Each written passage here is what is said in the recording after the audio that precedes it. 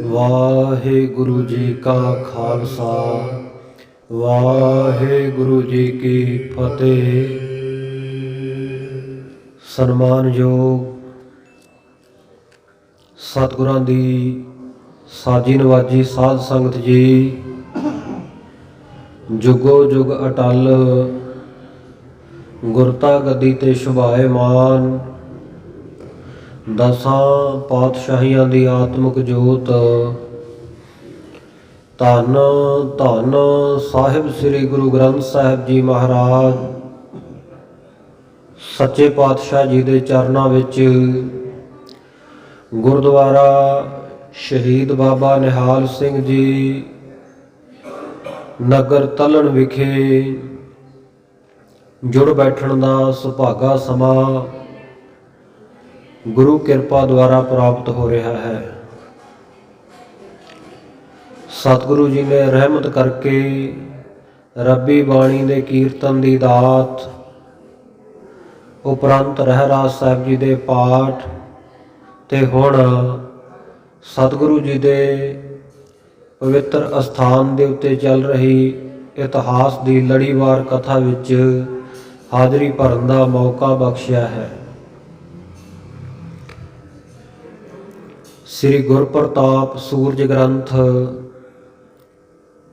ਕ੍ਰਿਤ ਚੂੜਾਮਣੀ ਕਵੀ ਭਾਈ ਸਾਹਿਬ ਭਾਈ ਸੰਤੋਖ ਸਿੰਘ ਜੀ, ਸਤਿਗੁਰੂ ਜੀ ਦਾ ਸੋਹਣਾ ਸੁੰਦਰ ਇਤਿਹਾਸ ਆਪਾਂ ਪਿਛਲੇ ਲੰਮੇ ਸਮੇਂ ਤੋਂ ਸਰਵਣ ਕਰਦੇ ਆ ਰਹੇ ਹਾਂ। ਸਤਿਗੁਰੂ ਸ੍ਰੀ ਗੁਰੂ ਗੋਬਿੰਦ ਸਿੰਘ ਸਾਹਿਬ ਜੀ ਮਹਾਰਾਜ ਦੱਖਣ ਦੇਸ਼ ਦੇ ਵੱਲ ਨੂੰ ਪੜਾਅ ਦਰ ਪੜਾਅ ਸਿੰਘਾਂ ਦੇ ਸਮੇਤ, ਦਲ ਸਮੇਤ, ਫੌਜਾਂ ਦੇ ਸਮੇਤ ਜਾ ਰਹੇ ਹਨ। ਚਲਦਿਆਂ ਚਲਦਿਆਂ ਸਤਿਗੁਰੂ ਸਾਹਿਬ ਜੀ ਜੈਪੁਰ ਰਿਆਸਤ ਦੇ ਨਗਰ ਨਾਰਾਇਣਾ ਵਿਖੇ ਪਹੁੰਚੇ, ਜਿੱਥੇ ਸੰਤ ਦਾਦੂ ਰਾਮ ਜੀ ਦਾ ਅਸਥਾਨ ਹੈ, ਡੇਰਾ ਹੈ ਬਹੁਤ ਵੱਡਾ। ਉਹਨਾਂ ਨੇ ਇੱਥੇ ਆਪਣਾ ਅੰਤਮ ਸਮਾਂ ਬਤੀਤ ਕੀਤਾ। ਧੰਨ ਗੁਰੂ ਅਰਜਨ ਦੇਵ ਮਹਾਰਾਜ ਸੱਚੇ ਪਾਤਸ਼ਾਹ ਜੀ ਦੇ ਸਮੇਂ ਵਿੱਚ ਇਹ ਹੈਦਰਾਬਾਦ ਤੋਂ ਆਏ ਸਨ। ਸੋ ਇਹਨਾਂ ਨੇ ਬਹੁਤ ਬਚਪਨ ਤੋਂ ਹੀ ਭਗਤੀ ਸ਼ਕਤੀ ਵਾਲੀ ਇਹ ਰੂਹ ਸੀ। ਰੱਬ ਦਾ ਨਾਮ ਜਪਿਆ ਔਰ ਗੁਰੂ ਕੇ ਲੰਗਰ ਜਿਵੇਂ ਆਪਾਂ ਵਰਤਾਉਂਦੇ ਹਾਂ, ਇਹਨੇ ਵੀ ਆਪਣੇ ਡੇਰੇ ਵਿੱਚ ਭੰਡਾਰਾ ਖੋਲ੍ਹਿਆ ਹੋਇਆ ਸੀ। ਸਤਿਗੁਰੂ ਸਾਹਿਬ ਜੀ ਦੇ ਦਰਸ਼ਨ ਵੀ ਗੁਰੂ ਅਰਜਨ ਦੇਵ ਮਹਾਰਾਜ ਸੱਚੇ ਪਾਤਸ਼ਾਹ ਦੇ ਸੰਤ ਦਾਦੂ ਰਾਮ ਜੀ ਨੇ ਕੀਤੇ, ਨਿਹਾਲ ਹੋਇਆ। ਇੱਥੇ ਆ ਕੇ ਟਿਕਾਣਾ ਕੀਤਾ। ਇੱਥੇ ਇਹਨਾਂ ਦੀ ਅਗਾਂਹ ਪੀੜ੍ਹੀ ਦਰ ਪੀੜ੍ਹੀ ਜੋ ਗੁਰਗੱਦੀ ਚੱਲ ਰਹੀ ਸੀ, ਇਸ ਵੇਲੇ ਉਸ ਗੁਰਗੱਦੀ ਦੇ ਉੱਤੇ, ਇਹਨਾਂ ਦੀ ਸੰਤ ਗੱਦੀ ਦੇ ਉੱਤੇ ਮਹੰਤ ਜੈਤ ਰਾਮ ਬਿਰਾਜਮਾਨ ਹੈ। ਸਤਿਗੁਰੂ ਕਲਗੀਧਰ ਸੱਚੇ ਪਾਤਸ਼ਾਹ ਜੀ ਉੱਥੇ ਮਹੰਤ ਜੈਤ ਰਾਮ ਜੀ ਦੇ ਕੋਲ ਪਹੁੰਚਦੇ ਹੈ। ਇਹਨਾਂ ਨੇ ਬੜੇ ਆਦਰ ਸਤਿਕਾਰ ਦੇ ਸਹਿਤ ਸਤਿਗੁਰੂ ਜੀ ਨੂੰ ਆ ਕੇ ਬਾਕੀ ਸਾਧੂਆਂ ਦੇ ਨਾਲ ਮਿਲਣਾ। ਸਾਰੇ ਸਾਧੂ ਦਾਦੂ ਬਾਣੀ ਦੀ ਵਿਚਾਰ ਕਰਦੇ, ਪੜ੍ਹਦੇ ਪ੍ਰੇਮ ਦੇ ਨਾਲ, ਔਰ ਜੋ ਉਸ ਵਿੱਚ ਸ਼ੁਭ ਉਪਦੇਸ਼ ਲਿਖਿਆ ਉਸ ਨੂੰ ਜੀਵਨ ਵਿੱਚ ਅਪਣਾਉਂਦੇ। ਸਤਿਗੁਰੂ ਸਾਹਿਬ ਜੀ ਦੇ ਦਰਸ਼ਨ ਕੀਤੇ ਆ ਕੇ ਸਤਿਗੁਰੂ ਸਾਹਿਬ ਜੀ ਨੇ ਵੀ ਸੰਤ ਮਹਾਤਮਾ ਜਾਣ ਕੇ ਇਹਨਾਂ ਦਾ ਬੜਾ ਆਦਰ ਸਤਿਕਾਰ ਕੀਤਾ। ਇਹਨਾਂ ਨੇ ਨਿਉਂਦਾ ਦਿੱਤਾ, ਮਹਾਰਾਜ ਆਪ ਜੀ ਕਿਰਪਾ ਕਰੋ,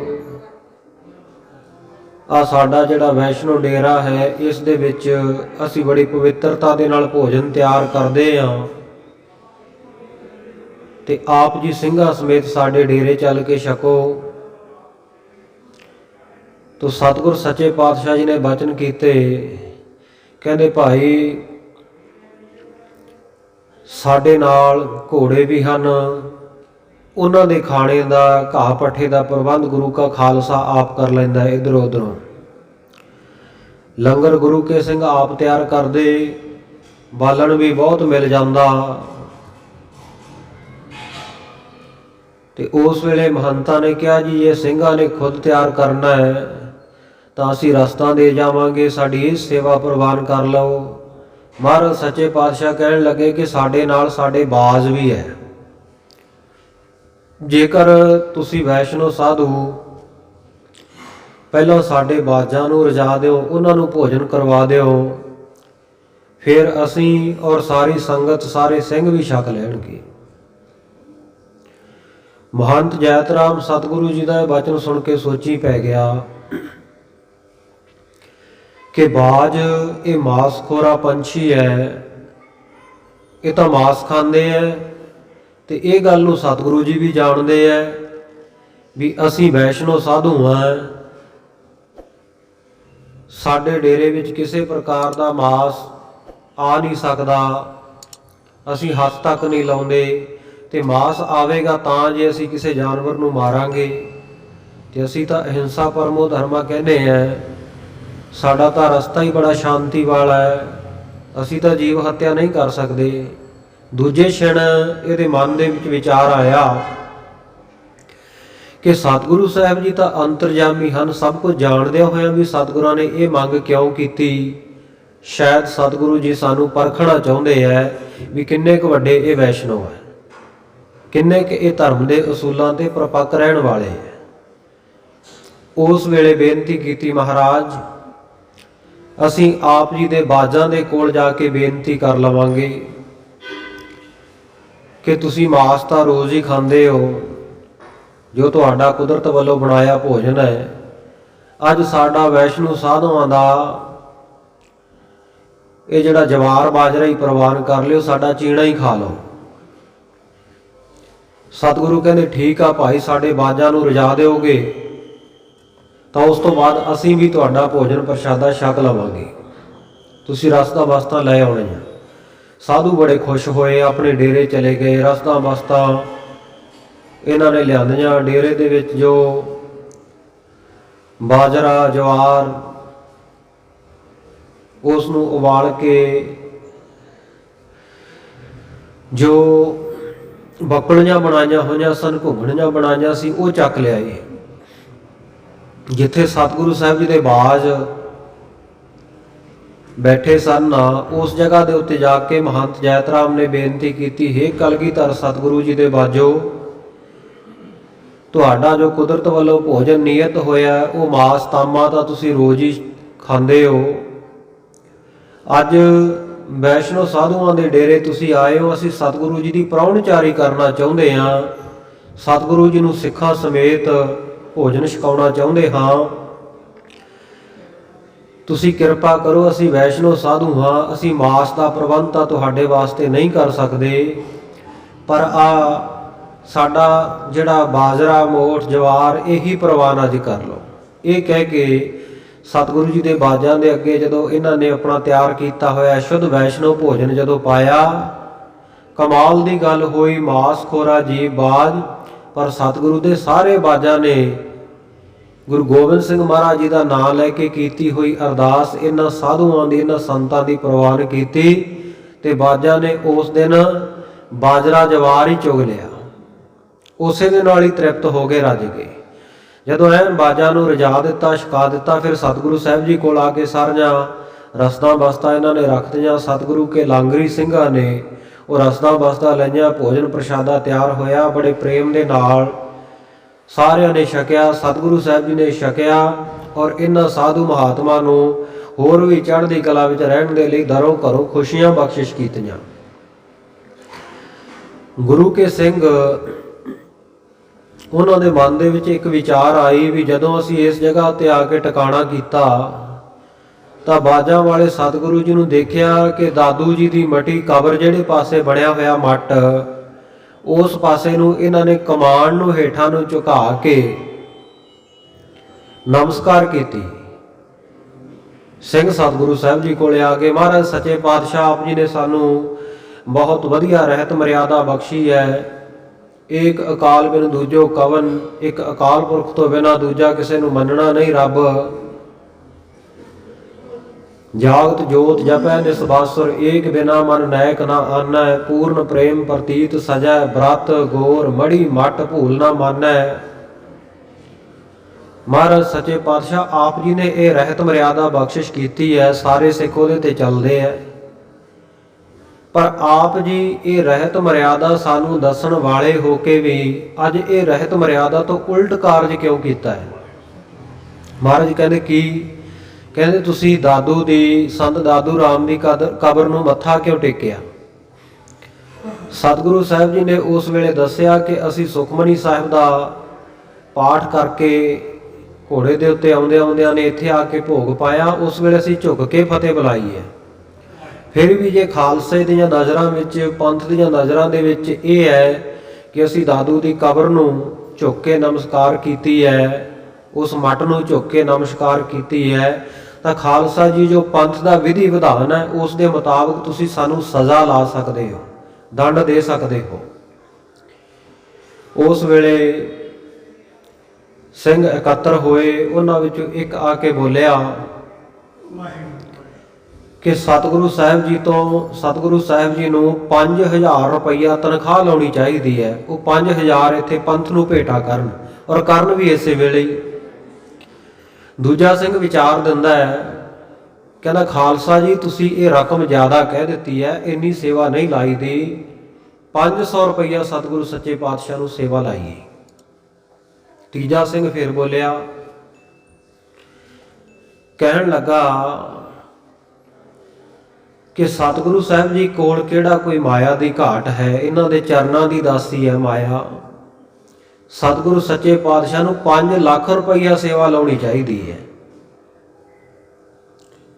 ਫਿਰ ਸਿੰਘਾਂ ਦਾ ਆਪਸ ਵਿੱਚ ਸਲਾਹ ਮਸ਼ਵਰਾ ਹੋਇਆ ਵੀ ਨਹੀਂ, ਇਹ ਸੇਵਾ ਬਹੁਤ ਜ਼ਿਆਦਾ ਵੱਡੀ ਹੈ। ਅੱਜ ਤਾਂ ਸਤਿਗੁਰੂ ਸਾਹਿਬ ਜੀ ਦੀ ਵਾਰੀ ਹੈ, ਉਹਨਾਂ ਨੂੰ ਆਪਾਂ ਤਨਖਾਹ ਲਾ ਰਹੇ ਹਾਂ। ਕੱਲ ਨੂੰ ਜੇ ਕਿਸੇ ਸਿੰਘ ਨੂੰ ਸੇਵਾ ਲਾਉਣੀ ਪੈ ਗਈ ਤੇ ਫਿਰ ਰੀਤੀ ਚੱਲ ਪਵੇਗੀ, ਸਿੰਘਾਂ ਤੋਂ ਸੇਵਾ ਪੂਰੀ ਨਹੀਂ ਹੋਣੀ। ਤੇ ਸਤਿਗੁਰੂ ਜੀ ਦੇ ਬਚਨ ਹੈ, ਜੇ 5 ਪਿਆਰਿਆਂ ਵੱਲੋਂ, ਪੰਥ ਵੱਲੋਂ ਲੱਗੀ ਕੋਈ ਤਨਖਾਹ ਪੂਰੀ ਨਹੀਂ ਕਰਦਾ ਤਾਂ ਉਸ ਦਾ ਸਭ ਕੁਝ ਵਿਨਾਸ਼ ਹੋ ਜਾਵੇਗਾ, ਉਹਦੇ ਪੱਲੇ ਕੱਖ ਨਹੀਂ ਰਹੇਗਾ। ਇਸ ਕਰਕੇ ਸੋਚ ਸਮਝ ਕੇ ਸੇਵਾ ਲਾਈਏ। ਸਿੰਘਾਂ ਨੇ ਗੁਰਮਤਾ ਕਰਕੇ ਸਤਿਗੁਰੂ ਸੱਚੇ ਪਾਤਸ਼ਾਹ ਜੀ ਨੂੰ 125 ਰੁਪਈਆ ਤਨਖਾਹ ਉਸ ਵੇਲੇ ਲਾਈ। ਸਤਿਗੁਰੂ ਜੀ ਨੇ ਬੜੀ ਖੁਸ਼ੀ ਸਹਿਤ ਇਹ ਸੇਵਾ ਖਾਲਸੇ ਦੀ ਭੇਟ ਕਰ ਦਿੱਤੀ। ਸਿੰਘਾਂ ਨੇ ਉਹ ਸੇਵਾ ਲੈ ਕੇ ਆਪਣੇ ਕੋਲ ਰੱਖੀ ਤਾਂ ਸਤਿਗੁਰੂ ਸਾਹਿਬ ਜੀ ਬੜੇ ਪ੍ਰਸੰਨ ਹੋਏ ਕਿ ਜਿਸ ਤਰ੍ਹਾਂ ਦਾ ਮੈਂ ਖਾਲਸੇ ਨੂੰ ਸੁਚੇਤ ਸਾਵਧਾਨ ਬਣਾਉਣਾ ਚਾਹੁੰਦਾ ਸੀ ਉਸ ਤਰ੍ਹਾਂ ਦਾ ਖਾਲਸਾ ਬਣ ਗਿਆ ਹੈ। ਮੈਨੂੰ ਅਤਿਅੰਤ ਖੁਸ਼ੀ ਹੈ। ਤੁਸੀਂ ਇੰਨੇ ਸਾਵਧਾਨ, ਜੇ ਤੁਹਾਡਾ ਮੁਖੀ, ਤੁਹਾਡਾ ਗੁਰੂ ਵੀ ਗਲਤੀ ਕਰੇ ਤਾਂ ਉਸੇ ਵੇਲੇ ਤੁਸੀਂ ਉਸ ਨੂੰ ਤਲਬ ਕਰਨ ਦੀ ਹਿੰਮਤ ਰੱਖਦੇ ਹੋ। ਇਸ ਕਰਕੇ ਮੇਰਾ ਖਾਲਸਾ ਹਮੇਸ਼ਾ ਚੜ੍ਹਦੀ ਕਲਾ ਵਿੱਚ ਰਹੇਗਾ। ਔਰ ਸਤਿਗੁਰੂ ਨੇ ਬਚਨ ਕੀਤੇ, ਭਾਈ ਹਮੇਸ਼ਾ ਚੜ੍ਹਦੀ ਕਲਾ ਵਿੱਚ, ਰਹਿਤ ਮਰਿਆਦਾ ਵਿੱਚ ਪਰਪੱਕ ਰਹਿਣਾ ਹਰ ਇੱਕ ਸਿੱਖ ਨੇ। ਐਸੇ ਬਚਨ ਕਰਦੇ ਸਤਿਗੁਰ ਸੱਚੇ ਪਾਤਸ਼ਾਹ ਜੀ ਨੇ 500 ਰੁਪਈਆ ਹੋਰ ਸਿੰਘਾਂ ਨੂੰ ਦਿੱਤਾ ਕਿ ਆਹ ਮੈਂ ਆਪਣੀ ਖੁਸ਼ੀ ਦੇ ਨਾਲ ਪੰਥ ਦੀ ਭੇਟਾ ਕਰ ਰਿਹਾ। ਇਹ ਸਾਰੀ ਮਾਇਆ ਲੈ ਕੇ ਸਿੰਘਾਂ ਨੇ ਜਿੱਥੇ ਗੁਰੂ ਕਾ ਲੰਗਰ ਤਿਆਰ ਹੁੰਦਾ ਸੀ ਨਾ, ਉਹ ਟੈਂਟ ਜਿਹੜਾ ਸੀ, ਉਹ ਤੰਬੂ ਜਿਹੜਾ ਸੀ, ਫਟਿਆ ਪੁਰਾਣਾ ਸੀ, ਕਿਉਂਕਿ ਰਸਤੇ ਵਿੱਚ ਆਉਂਦਿਆਂ ਕਦੇ ਲਾ ਦਿੱਤਾ, ਕਦੇ ਪੱਟ ਲਿਆ, ਖਰਾਬ ਹੋ ਗਿਆ। ਸਿੰਘਾਂ ਨੇ ਫਿਰ ਨਵਾਂ ਤੰਬੂ ਲਿਆ ਗੁਰੂ ਕੇ ਲੰਗਰਾਂ ਵਾਸਤੇ। ਉਹਨਾਂ ਉਸ ਮਾਇਆ ਦਾ ਆਪੋ ਆਪਣੇ ਘਰੀ ਨਹੀਂ ਵਰਤੀ, ਆਪੋ ਆਪਣੇ ਉੱਤੇ ਖਰਚ ਨਹੀਂ ਕੀਤੀ, ਸਰੀਰਾਂ ਵਾਸਤੇ ਨਹੀਂ ਵਰਤੀ। ਔਰ ਇਹ ਵਿਧਾਨ ਹੈ, 5 ਪਿਆਰੇ ਜਿਹੜੀ ਸੇਵਾ ਲਾਉਣ ਉਹ ਆਪਣੇ ਘਰ ਨਹੀਂ ਲੈ ਕੇ ਜਾ ਸਕਦੇ, ਗੁਰੂ ਘਰ ਦੇ ਵਿੱਚ ਹੀ ਖਰਚ ਕਰਨੀ। ਸਤਿਗੁਰੂ ਜੀ ਨੇ ਇਹ ਮਰਿਆਦਾ ਦ੍ਰਿੜ ਕਰਵਾਈ। ਇਉਂ ਸਤਿਗੁਰ ਸੱਚੇ ਪਾਤਸ਼ਾਹ ਜੀ ਬੜੇ ਆਦਰ ਸਹਿਤ ਉੱਥੇ 1 ਦਿਨ ਹੋਰ ਤੇ 1 ਰਾਤ ਸਤਿਗੁਰ ਸੱਚੇ ਪਾਤਸ਼ਾਹ ਜੀ ਰਹੇ। ਦੂਸਰੇ ਦਿਨ ਸਵੇਰ ਹੁੰਦਿਆਂ ਸਤਿਗੁਰੂ ਜੀ ਅੱਗੇ ਚਾਲਾ ਮਾਰਦੇ ਆ, ਜਿਵੇਂ ਫੌਜਾਂ ਦੇ ਸਮੇਤ, ਦਲ ਦੇ ਸਮੇਤ ਸਤਿਗੁਰੂ ਸਾਹਿਬ ਜੀ ਅਗਾਂਹ ਸੰਗਤਾਂ ਨੂੰ ਤਾਰਨਗੇ। ਵੱਖ-ਵੱਖ ਜਗ੍ਹਾ ਦੇ ਉੱਤੇ ਜਾ ਕੇ ਧਰਤੀ ਨੂੰ ਭਾਗ ਲਾਉਂਦੇ ਆ। ਆਓ ਬੜੇ ਪਿਆਰ ਦੇ ਨਾਲ ਇਤਿਹਾਸ ਸਰਵਣ ਕਰੀਏ। ਸਤਿਨਾਮ ਸ੍ਰੀ ਵਾਹਿਗੁਰੂ ਸਾਹਿਬ ਜੀ। ਚੌਪਈ ਸਤਿਗੁਰ ਬਸਤਰ ਸ਼ਸਤਰ ਦੇ ਪਹਿਗੋ ਪਹਿਰੀ। ਸਤਿਗੁਰੂ ਸਾਹਿਬ ਜੀ ਜਿਨ੍ਹਾਂ ਨੇ ਖਾਲਸੇ ਨੂੰ ਸ਼ਸਤਰਧਾਰੀ ਹੋਣ ਦਾ ਔਰ ਸੁੰਦਰ ਬਾਣਾ ਪਹਿਨਣ ਦਾ ਹੁਕਮ ਕੀਤਾ ਹੈ, ਖੁਦ ਵੀ ਸ਼ਸਤਰਧਾਰੀ ਹੈ, ਖੁਦ ਵੀ ਸੁੰਦਰ ਚੋਲਾ ਚੋਗਾ ਪਹਿਨਦੇ ਹੈ। ਜਿਸ ਤਰ੍ਹਾਂ ਦਾ ਲਿਬਾਸ ਸਤਿਗੁਰੂ ਸਾਹਿਬ ਜੀ ਦਾ, ਉਸੇ ਤਰ੍ਹਾਂ ਦਾ ਅਗਾਂਹ ਸਿੱਖਾਂ ਨੂੰ ਬਖਸ਼ਿਆ। ਆਪਣਾ ਸਰੂਪ ਬਖਸ਼ ਕੇ ਆਖਿਆ, ਖਾਲਸਾ ਮੇਰੋ ਰੂਪ ਹੈ ਖਾਸ, ਖਾਲਸੇ ਮੈਂ ਹਾਂ ਕਰੋ ਨਿਵਾਸ। ਦੁਨੀਆ ਦੇ ਵਿੱਚ ਖਾਲਸਾ ਜੀ ਕੋਈ ਰਹਿਬਰ, ਕੋਈ ਗੁਰੂ ਪੀਰ ਐਸਾ ਨਹੀਂ ਹੋਇਆ, ਕੋਈ ਦੇਵੀ ਦੇਵਤਾ ਐਸਾ ਨਹੀਂ ਜਿਸ ਨੇ ਆਪਣੇ ਭਗਤਾਂ ਨੂੰ, ਆਪਣੇ ਚੇਲਿਆਂ ਨੂੰ, ਆਪਣੇ ਸ਼ਿਸ਼ਾਂ ਨੂੰ, ਆਪਣੇ ਪੈਰੋਕਾਰਾਂ ਨੂੰ ਆਪਣੇ ਵਰਗਾ ਸਰੂਪ ਬਖਸ਼ਿਆ ਹੋਵੇ। ਕੇਵਲ ਖਾਲਸਾ ਕੌਮ ਨੂੰ, ਖਾਲਸਾ ਪੰਥ ਨੂੰ, ਸਿੱਖ ਪੰਥ ਨੂੰ ਇਹ ਮਾਣ ਹੈ ਕਿ ਸਾਡਾ ਚਿਹਰਾ ਮੋਹਰਾ ਸਤਿਗੁਰੂ ਸਾਹਿਬ ਜੀ ਦੇ ਸਰੂਪ ਦੇ ਨਾਲ ਮਿਲਦਾ ਜੁਲਦਾ ਹੈ। ਜਿਸ ਤਰ੍ਹਾਂ ਦਾ ਸਰੂਪ ਸਤਿਗੁਰੂ ਜੀ ਦਾ ਸਾਫ ਸੂਰਤ, ਸਿਰ ਦਸਤਾਰ, ਤਨ ਦੇ ਉੱਤੇ ਸੁੰਦਰ ਬਸਤਰ, ਚੋਲਾ, ਪੰਜ ਕਕਾਰੀ ਰਹਿਤ, ਇਸੇ ਤਰ੍ਹਾਂ ਦੀ ਸਤਿਗੁਰੂ ਜੀ ਨੇ ਖਾਲਸੇ ਨੂੰ ਬਖਸ਼ੀ ਹੈ। ਸਤਿਗੁਰੂ ਸਾਹਿਬ ਜੀ ਨੇ ਸੀਸ ਭੇਟ ਜ਼ਰੂਰ ਲਏ ਪੰਜ ਪਿਆਰਿਆਂ ਤੋਂ, ਪਰ ਉਹਨਾਂ ਦੇ ਸੀਸ ਮੁੜ ਜੋੜ ਕੇ ਉਹਨਾਂ ਨੂੰ ਬਖਸ਼ ਦਿੱਤੇ। ਆ ਲਓ, ਅੱਜ ਤੋਂ ਇਹ ਗੁਰੂ ਕੀ ਅਮਾਨਤ ਸਮਝਣਾ ਸਿਰ। ਔਰ ਅੱਜ ਵੀ ਜਦੋਂ ਅਸੀਂ ਅੰਮ੍ਰਿਤ ਛਕਣ ਵਾਸਤੇ ਜਾਂਦੇ ਹਾਂ, ਪੰਜ ਪਿਆਰੇ ਉਸ ਵੇਲੇ ਬਚਨ ਕਰਦੇ ਆ, ਖਾਲਸਾ ਜੀ ਅੱਜ ਤੋਂ ਤੁਹਾਡਾ ਸਿਰ ਜਿਹੜਾ, ਤੁਹਾਡਾ ਸੀਸ ਗੁਰੂ ਦਾ ਹੋਇਆ, ਇਹਨੂੰ ਗੁਰੂ ਕਾ ਸਮਝਣਾ, ਪੰਥ ਦੀ ਅਮਾਨਤ ਸਮਝਣਾ। ਇਹ ਕਿਸੇ ਮੜੀ ਮਸਾਣੀ ਉੱਤੇ, ਕਿਸੇ ਕਬਰ ਦੇ ਉੱਤੇ ਨਾ ਝੁਕੇ, ਕਿਸੇ ਦੇਹਧਾਰੀ ਦੇ ਪੈਰਾਂ ਦੇ ਵਿੱਚ ਨਾ ਝੁਕੇ। ਔਰ ਜਦੋਂ ਲੋੜ ਪਵੇ ਉਦੋਂ ਪੰਥ ਵਾਸਤੇ ਇਹ ਸਿਰ ਲਾ ਦੇਣਾ। ਇਹ ਪੰਜ ਪਿਆਰੇ ਸਾਹਿਬਾਨ ਅੰਮ੍ਰਿਤ ਛਕਾਉਣ ਵੇਲੇ ਦ੍ਰਿੜ ਕਰਾਉਂਦੇ ਆ, ਜਦੋਂ ਰਹਿਤ ਉਸ ਵੇਲੇ ਵਚਨ ਕਰਦੇ ਨੇ। ਸੋ ਸਤਿਗੁਰੂ ਸਾਹਿਬ ਜੀ ਨੇ ਸੀਸ ਸਾਨੂੰ ਵਾਪਸ ਦਿੱਤਾ ਹੈ। ਸੀਸ ਲੈਂਦੇ ਆ ਅੰਮ੍ਰਿਤ ਛਕਣ ਵੇਲੇ, ਪਰ ਅਮਾਨਤ ਸਤਿਗੁਰੂ ਜੀ ਦੀ ਸਾਡੇ ਕੋਲ ਹੁੰਦੀ ਹੈ। ਸਤਿਗੁਰੂ ਜੀ ਨੇ ਐਸਾ ਕੇਸਾਧਾਰੀ ਖਾਲਸਾ ਪੈਦਾ ਕੀਤਾ ਹੈ। ਦੁਨੀਆ ਦੇ ਵਿੱਚ ਲੋਕ ਚੇਲੇ ਬਹੁਤ ਬਣਾਉਂਦੇ ਐ, ਵੱਖ-ਵੱਖ ਸੰਪਰਦਾਵਾਂ ਦੇ ਸਾਧੂ ਮਹਾਤਮਾ, ਵੱਖ-ਵੱਖ ਮਤਾਂ ਮਤਾਂਤਰਾਂ ਦੇ ਲੋਕ, ਉਹਨਾਂ ਦੇ ਮੁਖੀ ਜਦੋਂ ਚੇਲੇ ਬਣਾਉਂਦੇ ਆ ਤੇ ਸ਼ਬਦ ਵਰਤਿਆ ਜਾਂਦਾ ਹੈ ਕਿ ਫਲਾਣੇ ਸੰਤ ਨੇ ਫਲਾਣੇ ਬੰਦੇ ਨੂੰ ਆਪਣਾ ਚੇਲਾ ਮੰਨ ਲਿਆ। ਉਹਦਾ ਮਤਲਬ ਕੀ ਹੈ? ਚੇਲਾ ਮੰਨਣਾ ਦਾ ਮਤਲਬ, ਉਹ ਜਦੋਂ ਉਹਨਾਂ ਦਾ ਸ਼ਿਸ਼ ਬਣਨ ਵਾਸਤੇ ਕੋਈ ਆਉਂਦਾ ਹੈ, ਉਹਦੇ ਸਿਰ ਦੇ ਵਾਲ ਕੱਟ ਕੇ ਆਪਣੇ ਕੋਲ ਰੱਖ ਲੈਂਦੇ ਆ, ਕੇਸ ਕੱਟ ਕੇ, ਫਿਰ ਉਹਨੂੰ ਆਪਣਾ ਸ਼ਿਸ਼ ਬਣਾਉਂਦੇ ਆ, ਆਪਣੇ ਨਾਮਦਾਨ ਦੀ ਦਾਤ ਬਖਸ਼ਦੇ ਆ। ਇਹਨੂੰ ਕਹਿੰਦੇ ਆ ਚੇਲਾ ਮੰਨਣਾ, ਕਿਉਂਕਿ ਉਹਨੂੰ ਮੰਨ ਦਿੰਦੇ ਆ, ਉਹਦੀ ਹਜ਼ਾਮਤ ਕਰ ਦਿੰਦੇ ਆ, ਸਿਰ ਦੇ ਉਹਦੇ ਵਾਲ ਕੇਸ ਕੱਟ ਕੇ ਰੱਖ ਲੈਂਦੇ ਆ। ਔਰ ਜਦੋਂ ਕਦੇ ਵੀ ਕੋਈ ਚੇਲਾ ਆਪਣੇ ਗੁਰੂ ਦੀ ਹੁਕਮ ਅਦੂਲੀ ਕਰਦਾ ਹੈ, ਉਸ ਵੇਲੇ ਫਿਰ ਉਹ ਯਾਦ ਕਰਾਉਂਦੇ ਆ ਵੀ ਇਹ ਚੇਲੇ ਹੁਕਮ ਅਦੂਲੀ ਨਾ ਕਰ, ਤੇਰਾ ਮੁੰਨਿਆ ਹੋਇਆ ਸਿਰ ਮੇਰੇ ਕੋਲ ਪਿਆ, ਤੇਰੇ ਕੱਟੇ ਹੋਏ ਵਾਲ, ਭਾਵ ਤੂੰ ਮੇਰੇ ਅੱਗੇ ਆ ਕੇ ਸਿਰ ਝੁਕਾਇਆ ਸੀ, ਉਹਨੂੰ ਚੇਤੇ ਕਰਵਾਉਂਦੇ ਆ। ਪਰ ਕਲਗੀਧਰ ਸੱਚੇ ਪਾਤਸ਼ਾਹ, ਉਹਨਾਂ ਨੇ ਸਾਨੂੰ ਚੇਲੇ ਨਹੀਂ ਮੁੰਨਿਆ, ਉਹਨਾਂ ਨੇ ਸਮੇਤ ਕੇਸਾਂ ਦੇ ਸਿਰ ਲਏ ਹੈ ਔਰ ਵਾਪਸ ਵੀ ਦੇ ਦਿੱਤਾ। ਸਿਰਫ ਪ੍ਰਣ ਕਰਵਾਇਆ ਜਾਂਦਾ, ਅੱਜ ਤੋਂ ਸੀਸ ਗੁਰੂ ਕਾ ਸਮਝਣਾ, ਪਰ ਅਮਾਨਤ ਇਹ ਗੁਰੂ ਕੀ ਹੈ, ਅਮਾਨਤ ਇਹ ਪੰਥ ਕੀ ਹੈ। ਜਦੋਂ ਵੀ ਲੋੜ ਪਵੇ ਖਾਲਸਾ ਜੀ, ਉਸ ਵੇਲੇ ਇਹ ਸੀਸ ਪੰਥ ਨੂੰ ਭੇਟਾ ਕਰਨਾ। ਇਸੇ ਕਰਕੇ ਅੱਜ ਜਦੋਂ ਕੋਈ ਅੰਮ੍ਰਿਤਧਾਰੀ ਸਿੰਘ ਕਿਸੇ ਦੇਹਧਾਰੀ ਦੇ ਜਾ ਕੇ, ਕਿਸੇ ਕਬਰ ਦੇ ਉੱਤੇ ਜਾ ਕੇ ਸਿਰ ਝੁਕਾਉਂਦਾ ਨਾ, ਉਹਦਾ ਬਹੁਤ ਵੱਡਾ ਨੋਟਿਸ ਖਾਲਸਾ ਪੰਥ ਇਸੇ ਕਰਕੇ ਲੈਂਦਾ ਹੈ ਵੀ ਇਹ ਅਮਾਨਤ ਪੰਥ ਦੀ ਹੈ। ਵੀ ਜਾ ਕੇ ਸਰਸੇ ਵਾਲੇ ਦੇ ਕਿਉਂ ਝੁਕਿਆ, ਇਹ ਨੂਰ ਮਹਿਲੀਏ ਦੇ ਕਿਉਂ ਝੁਕਿਆ, ਇਹ ਭਨਿਆਰੇ ਵਾਲੇ ਦੇ ਕਿਉਂ ਝੁਕਿਆ, ਇਹ ਰਾਧਾ ਸੁਆਮੀ ਦੇ ਕਿਉਂ ਝੁਕਿਆ, ਇਹ ਕਿਸੇ ਦੂਜੇ ਤੀਜੇ ਡੇਰੇ ਵਾਲੇ ਦੇ, ਕਬਰ ਵਾਲੇ ਦੇ, ਕਿਸੇ ਮਸਤਕ ਹੋਣ ਵਾਲੇ ਦੇ ਕਿਉਂ ਝੁਕਿਆ? ਕਿਉਂਕਿ ਅਮਾਨਤ ਪੰਥ ਦੀ ਹੈ। ਗੁਰੂ ਨੇ ਸਾਨੂੰ ਸਿੱਖੀ ਤਾਂ ਦਿੱਤੀ ਹੈ ਵੀ ਜੇ ਇਸ ਸਿਰ ਨੂੰ ਗੁਰੂ ਕਾ ਸਮਝਣਾ, ਪੰਥ ਦੀ ਅਮਾਨਤ ਸਮਝਣਾ। ਸੋ ਇਸ ਕਰਕੇ ਇਹ ਜਿਹੜੇ ਸਿਰ ਹੈ ਖਾਲਸਾ ਜੀ, ਇਹ ਪੰਥ ਦੀ ਅਮਾਨਤ ਹੈ। ਸਾਡੇ ਧੜਾਂ ਦੇ ਉੱਤੇ ਜਿਹੜੇ ਸਿਰ ਹੈ, ਇਹਨੂੰ ਹਮੇਸ਼ਾ ਗੁਰੂ ਕੀ ਅਮਾਨਤ ਸਮਝਣਾ। ਔਰ ਸਤਿਗੁਰੂ ਸਾਹਿਬ ਜੀ ਨੇ ਕੇਸਾਂ ਦੇ ਸਮੇਤ ਇਹ ਸਿਰ ਦੀ ਭੇਟਾ ਲਈ, ਕੇਸ ਕੱਟ ਕੇ ਨਹੀਂ, ਕੇਸਾ ਧਾਰੀ ਖਾਲਸਾ, ਸ਼ਸਤਰ ਵਸਤਰ ਜਿਵੇਂ ਸਤਿਗੁਰੂ ਜੀ ਆਪ ਸਜਾਉਂਦੇ, ਉਵੇਂ ਨੇ ਖਾਲਸੇ ਨੂੰ ਬਖਸ਼ੇ। ਸਤਿਗੁਰੂ ਸਾਹਿਬ ਜੀ ਇਹ ਨਰਾਇਣੇ ਦੀ ਧਰਤੀ ਤੋਂ, ਦਾਦੂ ਪੰਥੀਆਂ ਦੇ ਡੇਰੇ ਤੋਂ ਅਗਾਂਹ ਦਾ ਚਾਲਾ ਮਾਰਨ ਵਾਸਤੇ ਤਿਆਰ ਹੋਏ। ਸਤਿਗੁਰ ਵਸਤਰ ਸ਼ਸਤਰ ਕੋ ਪਹਿਰੇ। ਸਤਿਗੁਰੂ ਸਾਹਿਬ ਜੀ ਨੇ ਇਸ ਤਨ ਦੇ ਉੱਤੇ ਸੁੰਦਰ ਵਸਤਰ ਪਹਿਨੇ ਹੈ, ਵਸਤਰਾਂ ਦੇ ਉੱਤੇ ਸੁੰਦਰ ਸ਼ਸਤਰ, ਗਾਤਰੇ, ਕਿਰਪਾਨ, ਸ੍ਰੀ ਸਾਹਿਬ, ਕਟਾਰ, ਕਮਰ ਕਸਾ, ਸਿਰ ਉੱਤੇ ਦਸਤਾਰ ਦੇ ਉੱਤੇ ਸੁੰਦਰ ਚੱਕਰ ਜਿਗਾ ਕਲਗੀ ਸਤਿਗੁਰੂ ਜੀ ਸਜਾ ਕੇ ਤਿਆਰ ਬਰ ਤਿਆਰ ਹੋਏ। ਐ ਆਸਨ ਪਰ ਠਹਿਰੀ ਹੈ ਨਾਮ ਘੋੜੇ ਦਾ, ਘੋੜੇ ਦੇ ਉੱਤੇ ਉਰੋਂ ਕਈਏ ਸਵਾਰ ਹੋ ਗਏ, ਸਵਾਰ ਹੋ ਕੇ ਆਪਣੇ ਆਸਣ ਤੇ ਬਿਰਾਜਮਾਨ ਹੋਏ।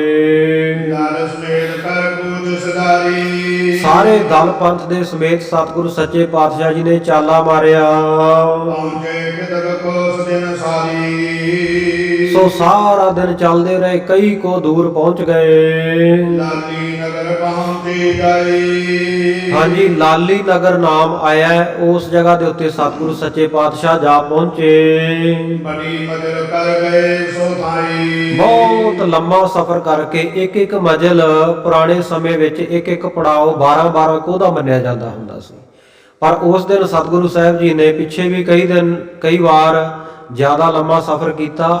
ਉਸ ਦਿਨ ਵੀ ਬਹੁਤ ਲੰਮਾ ਸਫ਼ਰ ਕੀਤਾ। ਕਾਨ ਪਾਨ ਕਰ ਸਾ ਗੁਜਾਰੀ ਜਾ ਕੇ ਪਹੁੰਚ ਗਏ, ਗੁਰੂ ਕਾ ਲੰਗਰ ਤਿਆਰ ਹੋਇਆ। ਰਹਿਰਾਸ ਸਾਹਿਬ ਦੇ ਪਾਠ ਕਰਕੇ ਕੀਰਤਨ ਸੋਹਿਲਾ ਪੜ੍ਹ ਕੇ ਸਾਰੇ ਬਿਰਾਜਮਾਨ ਹੋ ਗਏ। ਲੰਗਰ ਪਾਣੀ ਛਕ ਕੇ ਸਭ ਨੇ ਰਾਤ ਗੁਜ਼ਾਰੀ। ਭਈ ਬਰਾਤ ਕੀਏ ਸਵਾਰੀ ਸਵੇਰ ਦਾ ਵੇਲਾ ਹੋਇਆ, ਅੰਮ੍ਰਿਤ ਵੇਲੇ ਇਸ਼ਨਾਨ ਪਾਨ ਨਿਤਨੇਮ ਕਰਕੇ ਸਾਰਾ ਦਲ ਪੰਥ ਸਤਿਗੁਰੂ ਸਾਹਿਬ ਜੀ ਸਮੇਤ ਤਿਆਰ ਹੋ ਕੇ ਮੁੜ ਤੋਂ ਅਗਲੇ ਪੜਾਅ ਵੱਲ ਜਾਣ ਦੇ ਲਈ ਅਸਵਾਰ ਹੋਏ। ਅੰਤ ਧਿਆਨ ਤਰੰਗੇ ਦੇਸ਼ ਬਹੁਤ ਸਾਰੇ ਇਲਾਕੇ ਸਤਿਗੁਰ ਸੱਚੇ ਪਾਤਸ਼ਾਹ ਜੀ ਇਹ ਰਸਤੇ ਉੱਤੇ ਚੱਲਦਿਆਂ ਹੋਇਆ ਲੰਘੇ। ਯਾਦ ਬਲੋਕ ਦਗਰਾਮ ਵਿਸ਼ੇਸ਼ ਜਾਂਦੇ ਜਾਂਦੇ ਹੋਏ ਛੋਟੇ ਵੱਡੇ ਨਗਰਾਂ ਨੂੰ ਦੇਖਦੇ ਜਾਂਦੇ ਹਨ। ਸ਼ਰਮਦ ਵੀਰ ਪਹੁੰਚੇ ਤਹਾਂ ਬਹੁਤ ਥਕਾਵਟ ਦੇ ਸਹਿਤ ਸਾਰਾ ਵਿਹੀਰ ਉੱਥੇ ਪਹੁੰਚਿਆ, ਉਹ ਮਗਰੌਦਾ ਸੁਨੀਅਤ ਜਾਨ ਜਿੱਥੇ ਮਗਰੌਦਾ ਨਾਂ ਦਾ ਪਿੰਡ ਹੈ। ਮਗਰੌਦਾ ਨਗਰ ਦੇ ਵਿੱਚ ਸਤਿਗੁਰ ਸੱਚੇ ਪਾਤਸ਼ਾਹ ਦਲ ਦੇ ਸਮੇਤ ਪਹੁੰਚੇ। ਉਤਰ ਪਰੇ ਪ੍ਰਭ ਸੁਰ ਲਗਾਇਓ ਇੱਥੇ ਸਤਿਗੁਰ ਸੱਚੇ ਪਾਤਸ਼ਾਹ ਜੀ ਨੇ ਉਤਾਰਾ ਕੀਤਾ ਔਰ ਖਾਲਸਾ ਫੌਜਾਂ ਨੇ ਉੱਥੇ ਸਿਬਰ ਲਾਇਆ, ਤੰਬੂ ਲਾ ਲਏ, ਟਿਕਾਣਾ ਕੀਤਾ।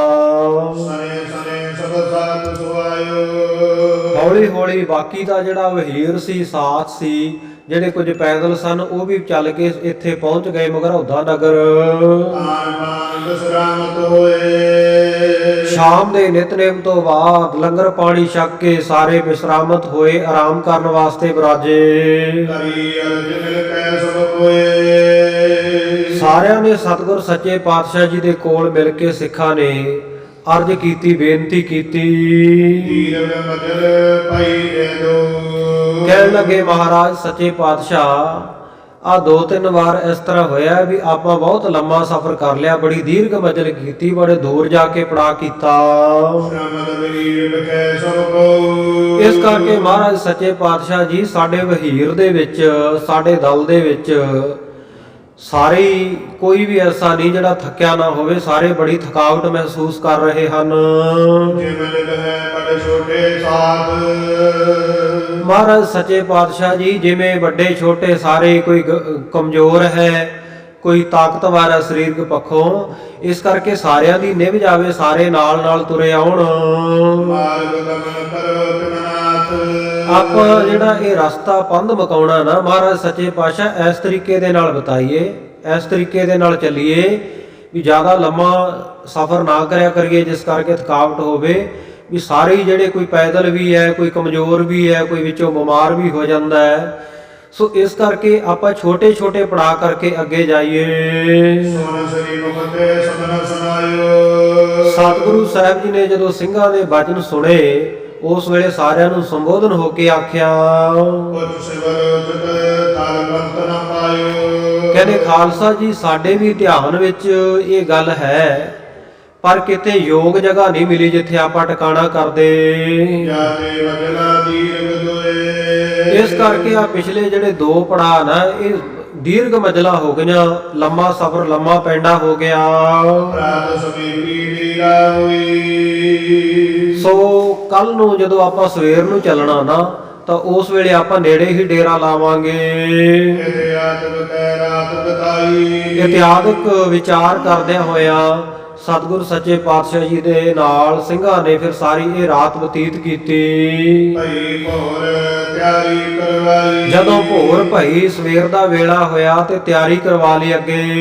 ਸੰਤ ਬਦ ਹੈ ਰੁਡੀ। ਸਰਹੱਦਬੱਧ ਹੋ ਕੇ ਸ਼ਸਤਰ ਧਾਰੀ ਹੋ ਕੇ ਸਾਰੇ ਸੂਰਮੇ ਔਰ ਸਤਿਗੁਰੂ ਸਾਹਿਬ ਜੀ ਆਪੋ ਆਪਣੇ ਘੋੜਿਆਂ ਪਰ ਅਸਵਾਰ ਹੋਏ ਗਮਨ ਕੀਨ ਗੁਰ ਦਿਸ ਗੁਣ ਗੂੜੇ। ਔਰ ਗਮਨ ਕੀਤਾ, ਉਥੋਂ ਚਾਲਿਆ ਮਾਰਿਆ ਸਤਿਗੁਰ ਸੱਚੇ ਪਾਤਸ਼ਾਹ ਜੀ ਨੇ। ਉਹ ਸਤਿਗੁਰੂ ਸੱਚੇ ਪਾਤਸ਼ਾਹ ਜਿਨ੍ਹਾਂ ਦੇ ਗੁਣ ਬੜੇ ਗੂੜੇ ਹੈ, ਜਿਨ੍ਹਾਂ ਦੇ ਗੁਣ, ਜਿਨ੍ਹਾਂ ਦੇ ਵਿੱਚ ਜਿਹੜੀ ਕੁਆਲਿਟੀ ਹੈ, ਜਿਹੜੇ ਸਤਿਗੁਰ ਸੱਚੇ ਪਾਤਸ਼ਾਹ ਜੀ ਦੇ ਪਰ ਉਪਕਾਰ ਹੈ ਉਹ ਬੜੇ ਵੱਡੇ ਹਨ। ਦਵਾਦਸ ਕੋਸ ਪਹੁੰਚੀ ਜਾਈ। ਦੁਆ ਤੇ 10 2 ਅਤੇ 10 12 ਕੋ ਅੱਗੇ ਜਾ ਪਹੁੰਚੇ। ਨਗਰ ਕੁਲਾਇਤ ਸੁੰਦਰ ਥਾਈ। ਬਹੁਤ ਸੁੰਦਰ ਜਗ੍ਹਾ ਹੈ, ਬਹੁਤ ਸੁੰਦਰ ਰਮਣੀਕ ਥਾਂ ਹੈ ਤੇ ਨਗਰ ਦਾ ਨਾਮ ਕੁਲਾਇਤ ਹੈ। ਲਗਿਓ ਸਿਦਰ ਸਦੋਂ ਸੁਖ ਪਾਇਓ। ਇਸ ਕੁਲਾਇਤ ਨਗਰ ਦੇ ਵਿੱਚ ਜਾ ਕੇ ਡੇਰਾ ਪਾ ਲਿਆ ਸਾਰਿਆਂ ਨੇ। ਉੱਥੇ ਜਾ ਕੇ ਰੁਕ ਗਏ, ਸਾਰਿਆਂ ਨੇ ਸੁਖ ਮਹਿਸੂਸ ਕੀਤਾ। ਭਏ ਦੇਗ ਭੋਜਨ ਸ਼ੁਭ ਖਾਇਓ। ਗੁਰੂ ਕੇ ਲੰਗਰ ਤਿਆਰ ਹੋਏ, ਸਾਰਿਆਂ ਨੇ ਪਵਿੱਤਰ ਭੋਜਨ ਕੀਤਾ। ਸ਼ਮਦ ਸਾਧ ਕੋ ਜਾਨ ਗੁਸਾਈ। ਆਪਣੇ ਸਾਥ ਨੂੰ, ਆਪਣੇ ਵਹੀਰ ਨੂੰ, ਸਿੰਘਾਂ ਨੂੰ ਥੱਕੇ ਹੋਏ ਦੇਖ ਕੇ ਸਤਿਗੁਰ ਸੱਚੇ ਪਾਤਸ਼ਾਹ ਜੀ ਭਇਓ ਕਰਿਓ ਮੁਕਾਮ ਦੇਖ ਸ਼ੁਭ ਥਾਈ। ਇਹ ਸ਼ੁਭ ਥਾਂ ਦੇਖ ਕੇ, ਬਹੁਤ ਸੁਹਾਵਣੀ ਜਗ੍ਹਾ ਦੇਖ ਕੇ ਸਤਿਗੁਰੂ ਜੀ ਨੇ ਡੇਰਾ ਕੀਤਾ। ਦਵਾਦਸ ਦਿਵਸ ਦਸਿਓ ਤੈ ਡੇਰਾ। ਇੱਥੇ ਸਤਿਗੁਰ ਸੱਚੇ ਪਾਤਸ਼ਾਹ ਜੀ ਨੇ 12 ਦਿਨ ਵਾਸਤੇ ਟਿਕਾਣਾ ਕੀਤਾ ਵੀ ਸਾਰਿਆਂ ਦੀ ਥਕਾਵਟ ਚੰਗੀ ਤਰ੍ਹਾਂ ਲਹਿ ਜਾਵੇ, ਸਾਰੇ ਚੰਗੀ ਤਰ੍ਹਾਂ ਆਰਾਮ ਕਰ ਲੈਣ। ਜਿਉਂ ਦਮਦਮਾ ਸਾਹਿਬ ਦੀ ਧਰਤੀ ਤੋਂ ਚੱਲੇ, ਪੜਾਅਦਾਰ ਪੜਾਅ ਬਸ ਅਗਾਂਹ ਚੱਲਦੇ ਹੀ ਰਹੇ, ਕਿਤੇ ਇੱਕ ਰਾਤ ਕਿਤੇ 2 ਰਾਤਾਂ। ਥਕਾਵਟ ਥੋੜੀ ਦੂਰ ਹੋਣੀ ਸੀ, ਕੁਝ ਪੈਦਲ ਸੀ, ਕੁਝ ਘੋੜਿਆਂ ਤੇ। ਘੋੜਿਆਂ ਨੂੰ ਵੀ ਆਰਾਮ ਚਾਹੀਦਾ ਸੀ, ਸਿੰਘਾਂ ਨੂੰ ਵੀ ਆਰਾਮ ਚਾਹੀਦਾ ਸੀ। ਸੋ ਇਸ ਕਰਕੇ ਸਤਿਗੁਰ ਸੱਚੇ ਪਾਤਸ਼ਾਹ ਜੀ ਨੇ 12 ਦਿਨ ਦਾ ਟਿਕਾਣਾ ਇੱਥੇ ਕੀਤਾ ਕੁਲਾਇਤ ਨਗਰ ਵਿੱਚ। ਬਿਦਰਿਓ ਸੁਜਸ ਬਿਸਦ ਬਹੁ ਤੀਰਾ। ਸਤਿਗੁਰ ਸੱਚੇ ਪਾਤਸ਼ਾਹ ਜੀ ਹੁਣ ਜਿੱਥੇ ਸਤਿਗੁਰੂ ਹੋਣਗੇ ਤੇ ਉਹਨਾਂ ਦੀ ਮਹਿਮਾ ਨਾ ਫੈਲੇ, ਇਹ ਕਦੇ ਹੋ ਸਕਦਾ? ਜਿੱਥੇ ਫੁੱਲ ਹੋਵੇ ਤੇ ਖੁਸ਼ਬੂ ਨਾ ਫੈਲੇ। ਤੇ ਸਤਿਗੁਰ ਸੱਚੇ ਪਾਤਸ਼ਾਹ ਜੀ ਉੱਥੇ ਬਿਰਾਜੇ, ਚਾਰੇ ਪਾਸੇ ਸਤਿਗੁਰੂ ਜੀ ਦੀ ਮਹਿਮਾ ਵਡਿਆਈ ਜਸ ਹੋਇਆ ਲੋਕਾਂ ਵਿੱਚ। ਆਏ ਅਨੇਕ ਪਾਏ ਬਰਦੈ। ਅਨੇਕਾਂ ਲੋਕ ਆਉਂਦੇ ਆ, ਸਤਿਗੁਰੂ ਜੀ ਦੇ ਦਰਸ਼ਨ ਕਰਦੇ ਆ, ਸਤਿਗੁਰੂ ਤੋਂ ਆਸ਼ੀਰਵਾਦ ਪ੍ਰਾਪਤ ਕਰਕੇ ਜਾਂਦੇ ਆ, ਵਰਦਾਨ ਲੈ ਕੇ।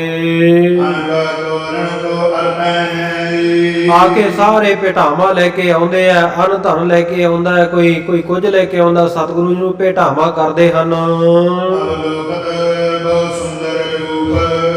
ਔਰ ਸਤਿਗੁਰੂ ਸੱਚੇ ਪਾਤਸ਼ਾਹ ਜੀ ਦੇ ਸੁੰਦਰ ਸਰੂਪ ਦੇ ਆ ਕੇ ਦਰਸ਼ਨ ਕਰਦੇ ਹਨ। ਬਤਰ ਸਤਰ ਜੁਤ ਮਹਿਜ ਅਰੂਪ। ਜਿਹੜੇ ਸਤਿਗੁਰੂ ਸੱਚੇ ਪਾਤਸ਼ਾਹ ਜੀ ਵਸਤਰਾਂ ਸ਼ਸਤਰਾਂ ਦੇ ਸਹਿਤ, ਬੜਾ ਜਿਨ੍ਹਾਂ ਦਾ ਸਾਧ ਸੰਗਤ ਜੀ ਤੇਜਸਵੀ ਚਿਹਰਾ ਹੈ, ਤੇਜਸਵੀ ਸਰੂਪ ਹੈ। ਸੋ ਸਤਿਗੁਰ ਸੱਚੇ ਪਾਤਸ਼ਾਹ ਜੀ ਦੇ ਸੋਹਣੇ ਸੁੰਦਰ ਸਰੂਪ ਦੇ ਦਰਸ਼ਨ ਕਰਦੇ ਹਨ। ਸ਼ਰਨ ਬਿਨ ਭਇਓ ਅਸੁਜੇ ਸਾਥ। ਜਦੋਂ ਸਤਿਗੁਰੂ ਜੀ ਨੇ ਦੇਖਿਆ ਵੀ ਸਾਰਾ ਜਿਹੜਾ ਸਾਥ ਹੈ ਸਾਡਾ, ਸਾਰਾ ਵਹੀਰ ਦਲ ਪੰਥ ਹੈ ਜਿੰਨਾ ਸਾਡੇ ਨਾਲ, ਇਹ ਹੁਣ ਥਕਾਵਟ ਤੋਂ ਰਹਿਤ ਹੋ ਗਿਆ ਹੈ, ਇਹ ਬਿਲਕੁਲ ਤਰੋ ਤਾਜ਼ਾ ਹੋ ਗਏ ਹਨ।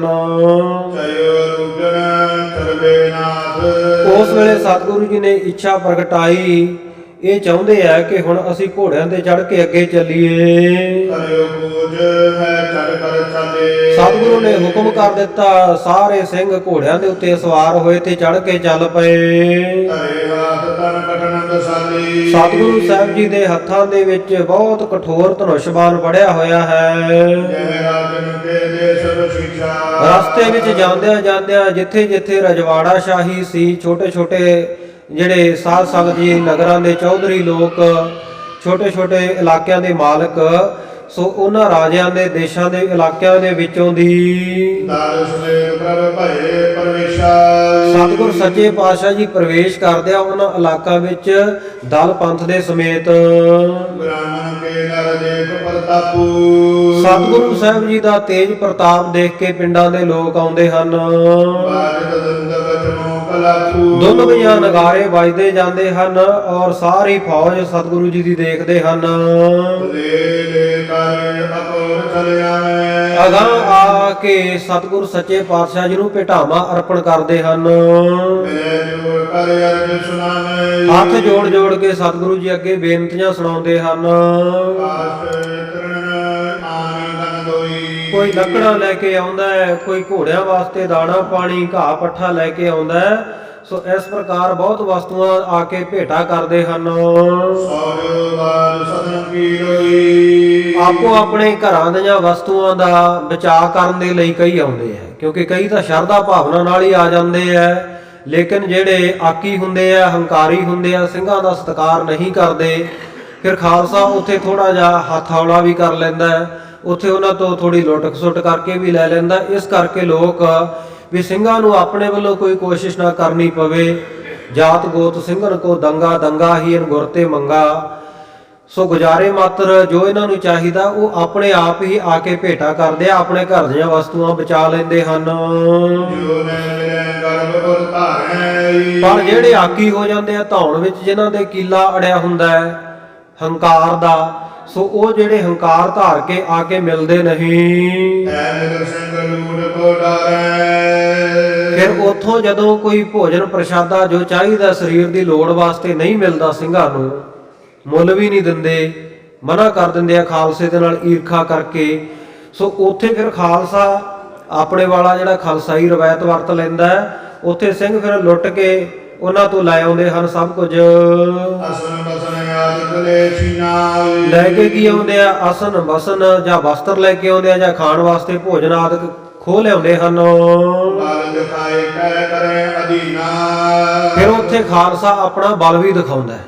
ਉੱਥੇ ਆਪਣਾ ਜ਼ੋਰ ਅਜਮਾਇਸ਼ ਉਹਨਾਂ ਨੂੰ ਦਿਖਾ ਕੇ ਖਾਲਸਾ ਉਹਨਾਂ ਨੂੰ ਆਪਣੇ ਅਧੀਨ ਕਰ ਲੈਂਦਾ ਹੈ। ਧੰਗ ਕਰੀ ਸਭ ਦੇਸ਼ ਵਿਸ਼ੇਸ਼ਾ ਇਸ ਕਰਕੇ ਸਾਰੇ ਜਿੰਨੇ ਇਲਾਕੇ ਆ, ਇਹਨਾਂ ਇਲਾਕਿਆਂ ਵਿੱਚ ਰਾਜਪੂਤਾਨੇ ਵਿੱਚ ਸਤਿਗੁਰੂ ਜੀ ਦੀ ਬੜੀ ਧਾਕ, ਖਾਲਸੇ ਦੀ ਬੜੀ ਧੂਮ-ਧਾਮ ਪੈਦਾ ਹੋਈ। ਕੋਦ ਕੋਦ ਦਾ ਪੂਜ ਹਮੇਸ਼ਾ ਬਸ ਐਵੇਂ ਹੀ ਫਿਰ ਸਤਿਗੁਰੂ ਸੱਚੇ ਪਾਤਸ਼ਾਹ ਜੀ ਕਿਤੇ ਰੁਕ ਜਾਂਦੇ ਆ, ਫਿਰ ਅਗਾਂਹ ਸਵੇਰ ਹੋਈ ਤੋਂ ਚੱਲ ਪੈਂਦੇ ਆ। ਕੂਚ ਦਰ ਕੂਚ, ਪੜਾਅ ਦਰ ਪੜਾਅ ਅਗਾਂਹ ਨੂੰ ਜਾ ਰਹੇ ਹਨ ਦੱਖਣ ਵੱਲ। ਤਾਨੀ ਕੋ ਬਸਰ ਵਰਨਿਕੋ ਬਾਪੀ ਨਾਮ ਬੌਲੀ ਦਾ ਹੈ।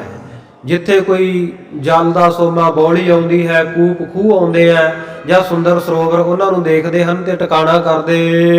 ਉਪਵਨ ਬਹੁਲ ਸਾਨ ਜੀ ਕੋ ਬੜਾ ਸੁੰਦਰ ਇਲਾਕਾ ਆ ਗਿਆ, ਬੜੇ ਉਪਵਨ, ਬੜੇ ਬਾਗ, ਜਿਹੜੇ ਮਨ ਨੂੰ ਹੁਲਾਸ ਦੇਣ ਵਾਲੇ, ਖੁਸ਼ੀ ਦੇਣ ਵਾਲੇ, ਉਹ ਵੀ ਦੇਖੇ। ਸੁੰਦਰ ਧਾਦਕ ਸਭ ਜਾਈ ਬਹੁਤ ਸੁੰਦਰ ਧਰਤੀ ਆ ਗਈ, ਜਿਹੜੀ ਬੜੀ ਸਬਜ਼ ਹੈ, ਬੜੀ ਹਰੀ ਭਰੀ ਹਰਿਆਲੀ ਵਾਲੀ ਹੈ। ਦੀਰਾ ਕਰੈ ਦੇਵ ਸੁਖਦਾਈ ਸਤਿਗੁਰ ਸੱਚੇ ਪਾਤਸ਼ਾਹ ਜੀ ਸੁੱਖ ਦੇਣ ਵਾਲੀ ਜਗ੍ਹਾ ਦੇਖ ਕੇ, ਔਰ ਜੋ ਸਤਿਗੁਰੂ ਜੀ ਸੁਖਦਾਈ ਹਨ, ਸਭ ਨੂੰ ਸੁੱਖ ਪ੍ਰਦਾਨ ਕਰਨ ਵਾਲੇ, ਉਹ ਉੱਥੇ ਡੇਰਾ ਟਿਕਾਣਾ ਕਰਦੇ ਹਨ। ਮਗਨਤ ਤੁਸ ਦੇਸ਼ ਮਝਾਰਾ ਇਸ ਤਰ੍ਹਾਂ ਚਲੇ ਜਾ ਰਹੇ ਹਨ ਉਸ ਦੇਸ਼ ਦੇ ਵਿੱਚ। ਅਰਥ ਵਿਲਾਸ ਅਨੇਕ ਪ੍ਰਕਾਰ ਅਨੇਕਾਂ ਪ੍ਰਕਾਰ ਦੇ ਵਿਲਾਸ ਚੋਜ ਕਰਦੇ ਹੋਏ ਖੇਰ ਬਨ ਫਿਰ ਕੈ ਵਨਾਂ ਦੇ ਵਿੱਚ, ਜੰਗਲਾਂ ਦੇ ਵਿੱਚ ਫਿਰਦੇ ਜਾਂਦੇ ਹੋਏ ਸਤਿਗੁਰੂ ਜੀ ਸ਼ਿਕਾਰ ਵੀ ਖੇਡਦੇ ਹਨ। ਬ੍ਰੇਕ ਖਾਗ ਪੁੰਜ ਸੰਘਾਰਨ ਕਰਕੇ ਜੋ ਮਿਰਗ, ਹਿਰਨ, ਪੰਛੀ ਇਤਿਆਦਿਕ ਮਿਲਦੇ ਆ, ਉਹਨਾਂ ਦਾ ਸੰਘਾਰ ਕਰਦੇ ਹਨ, ਉਹਨਾਂ ਨੂੰ ਮਾਰ ਕੇ ਤਾਰਦੇ ਹਨ, ਉਹਨਾਂ ਦੀ ਕਲਿਆਣ ਕਰਦੇ ਜਾਂਦੇ ਹਨ। ਸਨੇ ਸਨੇ ਸੁਖ ਸਹਿਤ ਚਲੰਤੀ ਹੌਲੀ ਹੌਲੀ ਇਸ ਤਰ੍ਹਾਂ ਬੜੇ ਸੁੱਖ ਦੇ ਨਾਲ, ਬੜੇ ਆਰਾਮ ਦੇ ਨਾਲ ਜਾ ਰਹੇ ਹਨ। ਲੋੜ ਕੋਟ ਡਰ ਲੋਕ ਮਿਲੰਤੀ ਔਰ ਜਿਹੜੇ ਆਕੀ ਲੋਕ ਪਹਿਲਾਂ ਧੌਣਾ ਉੱਚੀਆਂ ਚੱਕਦੇ ਸੀ, ਲੁੱਟ ਕੁੱਟ ਦੇ ਡਰੋਂ, ਉਹ ਵੀ ਆ ਕੇ ਮਿਲਦੇ ਹਨ। ਹਜ਼ਰਤ ਸਿੰਘ ਦਇਆ ਕੋ ਹਜ਼ਰਤ ਦਇਆ ਸਿੰਘ ਹਜ਼ਰਤ ਕੋ ਛੋਰ ਉਧਰ ਭਾਈ ਦਇਆ ਸਿੰਘ ਜੀ ਜਿਹੜੇ ਨੌਰੰਗਾਬਾਦ ਗਏ ਹੋਏ ਸੀ ਸਤਿਗੁਰੂ ਸਾਹਿਬ ਜੀ ਦਾ ਜ਼ਫਰਨਾਮਾ ਲੈ ਕੇ, ਸਤਿਗੁਰੂ ਜੀ ਦਾ ਜ਼ਫਰਨਾਮਾ ਔਰੰਗੇ ਦੇ ਸਪੁਰਦ ਕਰਕੇ ਉਸ ਜਗ੍ਹਾ ਤੋਂ ਉਹਨਾਂ ਨੇ ਚਾਲਾ ਮਾਰਿਆ ਹੋਇਆ ਹੈ। ਹਰੇ ਮੇਘ ਆਇਓ ਚੋਰ ਸੋ ਉਥੋਂ ਉਹਨਾਂ ਨੇ ਚਾਲਾ ਮਾਰਿਆ, ਰਸਤੇ ਵਿੱਚ ਆ ਰਹੇ ਹਨ। ਜਦੋਂ ਉਹਨਾਂ ਨੂੰ ਪਤਾ ਲੱਗਿਆ ਕਿ ਸਤਿਗੁਰੂ ਜੀ ਇੱਧਰ ਦੱਖਣ ਵੱਲ ਨੂੰ ਆਏ ਹਨ, ਸੁਨ ਸਰਗੁਰ ਕੀ ਸੁਦੇ ਤੇ ਆਈ ਸਤਿਗੁਰ ਸੱਚੇ ਪਾਤਸ਼ਾਹ ਜੀ ਦੀ ਇਹ ਸੁਧ ਸੁਣ ਕੇ, ਖਬਰ ਸੁਣ ਕੇ ਕਿ ਸਤਿਗੁਰੂ ਸੱਚੇ ਪਾਤਸ਼ਾਹ ਤਾਂ ਆਪ ਦੱਖਣ ਦਿਸ਼ਾ ਵੱਲ ਨੂੰ ਹੀ ਆ ਰਹੇ ਹੈ। ਸੋ ਭਾਈ ਦਇਆ ਸਿੰਘ ਜੀ ਦਿੱਲੀ ਵੱਲ ਜਾਂਦੇ ਹੋਏ ਰਸਤੇ ਦੇ ਵਿੱਚੋਂ ਹੀ ਇੱਧਰ ਦੱਖਣ ਵੱਲ ਨੂੰ ਹੋ ਤੁਰੇ। ਮਿਲਵਾਨ ਸੰਮੁਖ ਸੁਖ ਪਾਈ ਇੱਥੇ ਦੱਖਣ ਦੇਸ਼ ਦੇ ਵਿੱਚ ਸਤਿਗੁਰੂ ਸਾਹਿਬ ਜੀ ਨੂੰ ਭਾਈ ਦਇਆ ਸਿੰਘ ਜੀ ਆ ਕੇ ਮਿਲੇ ਹਨ। ਚਰਨ ਪਰ ਸਿਰ ਧਰ ਕੇ ਸਤਿਗੁਰੂ ਸਾਹਿਬ ਜੀ ਦੇ ਚਰਨਾਂ ਕਮਲਾਂ ਦੇ ਉੱਤੇ ਆ ਕੇ ਸੀਸ ਰੱਖਿਆ। ਸਰਗੁਰ ਪ੍ਰੇਮ ਅਦਕ ਉਰਤ ਭਰ ਕੇ ਸਤਿਗੁਰੂ ਸੱਚੇ ਪਾਤਸ਼ਾਹ ਜੀ ਦਾ ਪ੍ਰੇਮ ਹਿਰਦੇ ਵਿੱਚ ਬਹੁਤ ਤੋਂ ਬਹੁਤ ਧਾਰਨ ਕਰਕੇ ਤਜਨ ਸਕੈ ਉਠਾਵੇ ਆਪ ਸਤਿਗੁਰੂ ਜੀ ਦੇ ਚਰਨਾਂ ਉੱਤੇ ਟਹਿ ਪਏ। ਸਤਿਗੁਰੂ ਜੀ ਉਠਾਉਂਦੇ ਆ, ਭਾਈ ਦਇਆ ਸਿੰਘ ਉੱਠਦੇ ਨਹੀਂ, ਮਹਾਰਾਜ ਦੇ ਚਰਨ ਛੱਡੇ ਹੀ ਨਹੀਂ ਜਾਂਦੇ, ਕਿਉਂਕਿ ਬੇਬਲ ਸੀ ਨਾ ਇੰਨੇ ਟਾਈਮ ਦੇ ਵਿਛੜੇ ਹੋਏ ਸਤਿਗੁਰੂ ਨਾਲੋਂ। ਪ੍ਰੇਮ ਵਿੱਚ ਆ ਕੇ ਸਤਿਗੁਰੂ ਜੀ ਦੇ ਚਰਨਾਂ ਨੂੰ ਘੁੱਟ ਕੇ ਜੱਫਾ ਪਾਇਆ ਹੋਇਆ। ਫਿਰ ਸਤਿਗੁਰੂ ਸਾਹਿਬ ਜੀ ਨੇ ਆਪ ਭਾਈ ਦਇਆ ਸਿੰਘ ਜੀ ਨੂੰ ਬਾਹਾਂ ਤੋਂ ਫੜ ਕੇ ਉਠਾ ਲਿਆ, ਉੱਪਰ ਚੁੱਕਿਆ। ਭਇ ਉਦਾਰਨ ਕਰੈ ਸੰਤਾਪ ਸਤਿਗੁਰੂ ਸੱਚੇ ਪਾਤਸ਼ਾਹ ਜੀ ਨੇ ਜਿਹੜਾ ਇਹਦੇ ਵਿਛੋੜੇ ਦਾ ਦੁੱਖ ਸੀ ਉਹ ਸਾਰਾ ਦੂਰ ਕਰ ਦਿੱਤਾ। ਦ੍ਰਿਗਨ ਬੂੰਦ ਆਨੰਦ ਕੀ ਗਰੀ ਭਾਈ ਦਇਆ ਸਿੰਘ ਜੀ ਦੇ ਨੇਤਰਾਂ ਦੇ ਵਿੱਚੋਂ ਦੋ ਬੂੰਦਾਂ ਐ ਪ੍ਰੇਮ ਦੀਆਂ ਸਤਿਗੁਰੂ ਜੀ ਦੇ ਪਿਆਰ ਦੇ ਵਿੱਚ, ਸਤਿਗੁਰੂ ਜੀ ਦੇ ਨਾਲ ਮਿਲਣ ਦੀ ਖੁਸ਼ੀ ਦੇ ਵਿੱਚ ਡਿੱਗੀਆਂ। ਉਹ ਕਹਿ ਸਕੈ ਸੁਸੁਖਤ ਸੁਖਰੀ ਸੋ ਉਸ ਵੇਲੇ ਦਾ ਜਿਹੜਾ ਸੁਖ ਭਾਈ ਦਇਆ ਸਿੰਘ ਜੀ ਨੂੰ ਮਿਲਿਆ ਸਤਿਗੁਰੂ ਦੇ ਦਰਸ਼ਨ ਕਰਕੇ, ਕਵੀ ਜੀ ਕਹਿੰਦੇ ਕੌਣ ਕਹਿ ਸਕਦਾ ਉਸ ਦੀ ਮਹਿਮਾ, ਕੌਣ ਵਰਣਨ ਕਰ ਸਕਦਾ ਵੀ ਭਾਈ ਦਇਆ ਸਿੰਘ ਜੀ ਕਿੰਨੇ ਖੁਸ਼ ਹੋਏ ਹੋਣਗੇ, ਕਿੰਨੀ ਪ੍ਰਸੰਨਤਾ ਉਹਨਾਂ ਦੇ ਮਨ ਨੂੰ, ਉਹਨਾਂ ਦੇ ਹਿਰਦੇ ਨੂੰ, ਉਹਨਾਂ ਦਾ ਅੰਦਰਲਾ ਕਿੰਨਾ ਸ਼ਾਂਤ ਹੋ ਗਿਆ ਹੋਵੇਗਾ ਸਤਿਗੁਰੂ ਦੇ ਦਰਸ਼ਨ ਕਰਕੇ। ਇਹ ਗੱਲ ਕੋਈ ਵਰਣਨ ਨਹੀਂ ਕਰ ਸਕਦਾ। ਮਗ ਜੈਦੀ ਬੇਗੀ ਕਥਾਈ ਸੋ ਜਿਹੜਾ ਸਤਿਗੁਰੂ ਨੂੰ ਮਿਲਣ ਦਾ ਸਿੱਖ ਜਦੋਂ ਸ਼ਰਧਾ ਧਾਰ ਕੇ ਗੁਰੂ ਦੇ ਦਰਸ਼ਨ ਕਰਦਾ ਨਾ, ਉਹ ਆਨੰਦ ਜਿਹੜਾ ਹੈ ਖਾਲਸਾ ਜੀ ਉਹਨੂੰ ਵਰਣਨ ਨਹੀਂ ਕੀਤਾ ਜਾ ਸਕਦਾ। ਮਿਲਵੇ ਕੀ ਮਹਿਮਾ ਵਰਣ ਨਾ ਸਾਕੋ, ਮਿਲਣ ਦੀ ਮਹਿਮਾ ਵਰਣਨ ਨਹੀਂ ਕੀਤੀ ਜਾ ਸਕਦੀ। ਇਹ ਤਾਂ ਜਿਹੜਾ ਉਸ ਆਨੰਦ ਨੂੰ, ਜਿਹੜਾ ਜਿਸ ਸ਼ਰਧਾ ਨਾਲ ਆ ਧੰਨ ਗੁਰੂ ਗ੍ਰੰਥ ਸਾਹਿਬ ਮਹਾਰਾਜ ਸੱਚੇ ਪਾਤਸ਼ਾਹ ਦੇ ਚਰਨਾਂ ਵਿੱਚ ਅੱਜ ਵੀ ਆਪਾਂ ਆਉਨੇ ਆ ਨਾ, ਤੇ ਜਿਹੜਾ ਅੰਦਰੋਂ ਪ੍ਰੇਮ ਵਾਲਾ ਸਿੱਖ ਹੈ ਉਹ ਜਦੋਂ ਆ ਕੇ ਸਤਿਗੁਰੂ ਜੀ ਦੇ ਦਰ ਦੇ ਉੱਤੇ ਸਿਰ ਰੱਖਦਾ ਨਾ, ਸੀਸ ਰੱਖਦਾ ਹੈ ਸਤਿਗੁਰੂ ਜੀ ਦੇ ਚਰਨਾਂ ਵਿੱਚ, ਉਹਨੂੰ ਜਿਹੜਾ ਆਨੰਦ ਆ ਰਿਹਾ ਹੁੰਦਾ ਹੈ ਉਹਨੂੰ ਕੋਈ ਹੋਰ ਨਹੀਂ ਵਰਣਨ ਕਰ ਸਕਦਾ। ਇਹ ਤਾਂ ਜਿਵੇਂ ਗੂੰਗੇ ਬੰਦੇ ਨੇ ਮਠਿਆਈ ਖਾ ਲਈ ਹੋਵੇ, ਉਹ ਬੋਲ ਕੇ ਦੱਸ ਨਹੀਂ ਸਕਦਾ ਨਾ ਵੀ ਕਿੰਨੀ ਸਵਾਦ ਹੈ, ਉਹੋ ਜਿਹਾ ਆਨੰਦ ਆਉਂਦਾ ਹੈ, ਪਰ ਉਹਨੂੰ ਵਰਣਨ ਨਹੀਂ ਕੀਤਾ ਜਾ ਸਕਦਾ। ਜਿਹਨੇ ਇਹ ਆਨੰਦ ਨੂੰ ਮਾਣਿਆ ਹੈ ਉਹੀ ਇਸ ਆਨੰਦ ਬਾਰੇ ਬਸ ਮਹਿਸੂਸ ਕਰ ਸਕਦਾ, ਕਿਸੇ ਨੂੰ ਵਰਣਨ ਨਹੀਂ ਕਰਕੇ ਦੱਸ ਸਕਦਾ, ਤੇ ਦੂਜਾ ਤਾਂ ਕੋਈ ਕਹਿ ਹੀ ਨਹੀਂ ਸਕਦਾ। ਇਸ ਕਰਕੇ ਭਾਈ ਦਇਆ ਸਿੰਘ ਜੀ ਸਤਿਗੁਰ ਸੱਚੇ ਪਾਤਸ਼ਾਹ ਜੀ ਦੇ ਚਰਨਾਂ ਦੇ ਵਿੱਚ, ਚਰਨ ਕਮਲ ਕੀ ਮੌਜ ਕੋ ਕਹਿ ਕੈਸੇ ਅਨੁਮਾਨ, ਕਹਿਬੇ ਕੋ ਸੋਭਾ ਨਹੀਂ ਦੇਖਾ ਹੀ ਪ੍ਰਵਾਨ। ਜਿਨ੍ਹਾਂ ਨੇ ਇਹ ਆਨੰਦ ਦੇਖਿਆ ਮਾਣਿਆ, ਸੋ ਉਹੀ ਭਾਈ ਪੂਰੀ ਤਰ੍ਹਾਂ ਇਹਦਾ ਵਰਣਨ ਕਰ ਸਕਦੇ ਆ, ਪਰ ਕਹਿ ਨਹੀਂ ਸਕਦੇ, ਸਿਰਫ ਮਹਿਸੂਸ ਕਰ ਸਕਦੇ ਆ। ਫਿਰ ਸਤਿਗੁਰੂ ਸਾਹਿਬ ਜੀ ਭਾਈ ਦਇਆ ਸਿੰਘ ਜੀ ਦੇ ਨਾਲ ਆਉਣ ਜਾਣ ਦਾ ਪੁੱਛਣ ਲੱਗੇ, ਭਾਈ ਸਾਹਿਬ ਜੀ ਤੁਸੀਂ ਕਿਵੇਂ ਗਏ ਦੀਨਾ ਕਾਂਗੜ ਤੋਂ, ਜਦੋਂ ਤੁਹਾਨੂੰ ਭੇਜਿਆ ਜਫਰਨਾਮਾ ਦੇ ਕੇ ਕਿਵੇਂ ਆਏ, ਸਾਰਾ ਵਰਤਾਂਤ ਦੱਸੋ। ਮੁਲਾਕਾਤ ਹਜ਼ਰਤ ਕੀ ਕਥਾਈ ਹਜ਼ਰਤ ਦੇ ਨਾਲ, ਬਾਦਸ਼ਾਹ ਦੇ ਨਾਲ, ਔਰੰਗਜ਼ੇਬ ਨਾਲ ਜਿਵੇਂ ਮੁਲਾਕਾਤ ਹੋਈ ਤੁਹਾਡੀ ਉਹ ਵੀ ਦੱਸੋ। ਦਇਆ ਸਿੰਘ ਸਭ ਬੁਝਣ ਪੀਨਾ ਭਾਈ ਦਇਆ ਸਿੰਘ ਜੀ ਤੋਂ ਸਤਿਗੁਰ ਸੱਚੇ ਪਾਤਸ਼ਾਹ ਜੀ ਨੇ ਇਹ ਸਭ ਕੁਝ ਪੁੱਛਿਆ। ਦਇਆ ਸਿੰਘ ਤਬ ਉੱਤਰ ਦੀਨਾ ਉਸ ਵੇਲੇ ਭਾਈ ਦਇਆ ਸਿੰਘ ਜੀ ਨੇ ਉੱਤਰ ਦਿੱਤਾ, ਐਦੀ ਕੇ ਮਨਿੰਦ ਬਣ ਗਇਓ ਮਹਾਰਾਜ ਸੱਚੇ ਪਾਤਸ਼ਾਹ ਮੈਂ ਆਪ ਜੀ ਦਾ ਅਹਿਦੀਆ ਬਣ ਕੇ ਗਿਆ। ਅਹਿਦੀ ਕੇ ਮਨਿੰਦ, ਮਨਿੰਦ ਕਹੀਏ ਬਰਾਬਰ, ਅਹਿਦੀਏ ਦੇ ਬਰਾਬਰ। ਜਿਵੇਂ ਉਹਨਾਂ ਸਮਿਆਂ ਵਿੱਚ ਇਹ ਰੀਤੀ ਹੁੰਦੀ ਸੀ, ਜਦੋਂ ਬਾਦਸ਼ਾਹ ਨੇ, ਰਾਜੇ ਨੇ ਕਿਸੇ ਦੂਜੇ ਰਾਜੇ ਦੇ ਕੋਲ ਸੁਨੇਹਾ ਭੇਜਣਾ ਹੁੰਦਾ ਤਾਂ ਉਹ ਆਪਣੇ ਕਿਸੇ ਫੌਜੀ ਨੂੰ, ਅਫਸਰ ਨੂੰ ਇਹ ਜ਼ਿੰਮੇਵਾਰੀ ਦਿੰਦਾ ਸੀ। ਉਹਦੀ ਜ਼ਿੰਮੇਵਾਰੀ ਲਾਈ ਜਾਂਦੀ ਵੀ ਤੂੰ ਆ ਜਿਹੜਾ ਖਾਤਾ ਹੈ ਆ ਸੁਨੇਹਾ ਲੈ ਕੇ ਜਾਣਾ ਹੈ। ਕੀ ਕਰਦੇ, ਉਹਨੂੰ ਇੱਕ ਪਾਲਕੀ ਦੇ ਵਿੱਚ ਬਿਠਾਇਆ ਜਾਂਦਾ, ਇੱਕ ਪਲੰਘੇ ਦੇ ਉੱਤੇ ਵਿਰਾਜਮਾਨ ਕੀਤਾ ਜਾਂਦਾ। ਇੱਕ ਨਗਰ ਵਾਲੇ ਲੋਕ ਦੂਜੇ ਨਗਰ ਵਿੱਚ ਛੱਡ ਕੇ ਆਉਂਦੇ, ਦੂਜੇ ਨਗਰ ਵਿੱਚ ਜਾ ਕੇ ਉਸ ਨਗਰ ਦੇ ਮੁਖੀ ਦੀ, ਸਰਪੰਚ ਕਹਿ ਲੋ, ਚੌਧਰੀ ਦੀ ਡਿਊਟੀ ਲਾਉਂਦਾ ਵੀ ਮੈਂ ਹੁਣ ਅਗਾਂਹ ਇਸ ਜਗ੍ਹਾ ਤੇ ਜਾਣਾ, ਤੇ ਉਹ ਨਗਰ ਦੇ ਵਿੱਚੋਂ ਫਿਰ ਵਗਾਰ ਵਾਲੇ ਬੰਦੇ ਫੜ ਕੇ ਲਿਆਉਂਦੇ। ਵਗਾਰ ਹੁੰਦੀ ਹੈ ਬਿਨਾਂ ਤਨਖਾਹ ਤੋਂ ਕੰਮ ਕੀਤਾ ਜਾਣਾ ਸਰਕਾਰੀ ਆਦੇਸ਼ ਦੇ ਉੱਤੇ, ਉਹਨੂੰ ਵਗਾਰ ਕਿਹਾ ਜਾਂਦਾ ਹੈ। ਸੋ ਵਗਾਰੀ ਬੰਦੇ ਫੜਦੇ, ਉਹ ਵਗਾਰ ਵਾਲੇ ਬੰਦੇ ਚਾਰ ਉੱਥੋਂ ਉਹਦਾ ਪਲੰਘਾ ਜਾਂ ਪਾਲਕੀ ਚੁੱਕਦੇ, ਅਗਲੇ ਪਿੰਡ ਪਹੁੰਚਾ ਆਉਂਦੇ। ਇਸੇ ਤਰ੍ਹਾਂ ਫਿਰ ਉੱਥੋਂ ਛੱਡ ਕੇ ਵਾਪਸ ਆ ਜਾਂਦੇ ਅਗਲੇ ਪਿੰਡ ਵਾਲੇ ਵਗਾਰੀ। ਐਦਾਂ ਕਰਦਿਆਂ ਕਰਾਉਂਦਿਆਂ ਫਿਰ ਰਸਤਾ ਤੈਅ ਹੁੰਦਾ ਸੀ, ਜਾਂਦਿਆਂ ਵੀ ਤੇ ਆਉਂਦਿਆਂ ਵੀ। ਭਾਈ ਦਇਆ ਸਿੰਘ ਜੀ ਵੀ ਦੱਸ ਰਿਹਾ, ਮਹਾਰਾਜ ਸੱਚੇ ਪਾਤਸ਼ਾਹ ਜਿਵੇਂ ਬਾਦਸ਼ਾਹ ਦੇ ਅਹਿਦੀਏ ਜਾਂਦੇ ਐ, ਤੇ ਆਪ ਜੀ ਬਾਦਸ਼ਾਹਾਂ ਦੇ ਬਾਦਸ਼ਾਹ ਹੋ, ਸਿਰ ਸਾਹਾਂ ਕੈ ਸਾਹ। ਤੇ ਮਹਾਰਾਜ ਸੱਚੇ ਪਾਤਸ਼ਾਹ ਤੁਮ ਹੋ ਸਭ ਰਾਜਨ ਕੇ ਰਾਜਾ, ਆਪੇ ਆਪ ਗਰੀਬ ਨਵਾਜਾ। ਮੈਂ ਆਪ ਜੀ ਦਾ ਅਹਿਦੀਆ ਬਣ ਕੇ ਗਿਆ, ਐਵੇਂ ਪਾਲਕੀ ਦੇ ਵਿੱਚ ਚੜ੍ਹ ਕੇ ਪਿੰਡਾਂ ਪਿੰਡਾਂ ਵਿੱਚੋਂ ਹੁੰਦਾ ਹੋਇਆ ਮੈਂ ਉੱਥੇ ਔਰੰਗਾਬਾਦ ਪਹੁੰਚਿਆ। ਗ੍ਰਾਮ ਗ੍ਰਾਮ ਤੇ ਕਰਨ ਵਸਇਓ, ਪਿੰਡਾਂ ਪਿੰਡਾਂ ਦੇ ਲੋਕ ਬਾਹਰ ਨਿਕਲੇ ਮਗ ਮੈਂ ਗੁਰ ਸੰਗਤ ਸਮੁਦਾਈ। ਤੇ ਮਹਾਰਾਜ ਸੱਚੇ ਪਾਤਸ਼ਾਹ ਇਸ ਤਰ੍ਹਾਂ ਜਦੋਂ ਮੈਂ ਪਿੰਡਾਂ ਦੇ ਵਿੱਚੋਂ ਗਿਆ ਤੇ ਆਪ ਜੀ ਦੀ ਗੁਰੂ ਕੀ ਜਿਹੜੀ ਸੰਗਤ ਸੀ ਉਹ ਵੀ ਬਹੁਤ ਰਸਤੇ ਵਿੱਚ ਮਿਲੀ। ਮੇਰੇ ਮੇਰੇ ਪੂਜਿਓ ਤੁਮ ਸਮਤਾਈ। ਤੇ ਮਹਾਰਾਜ ਉਹਨਾਂ ਨੇ ਮਿਲ ਕੇ ਨਾ ਮੈਨੂੰ ਤੁਹਾਡਾ ਹੀ ਸਰੂਪ ਜਾਣ ਕੇ ਸਨਮਾਨ ਕੀਤਾ, ਮੇਰੀ ਪੂਜਾ ਕੀਤੀ ਉਹਨਾਂ ਨੇ।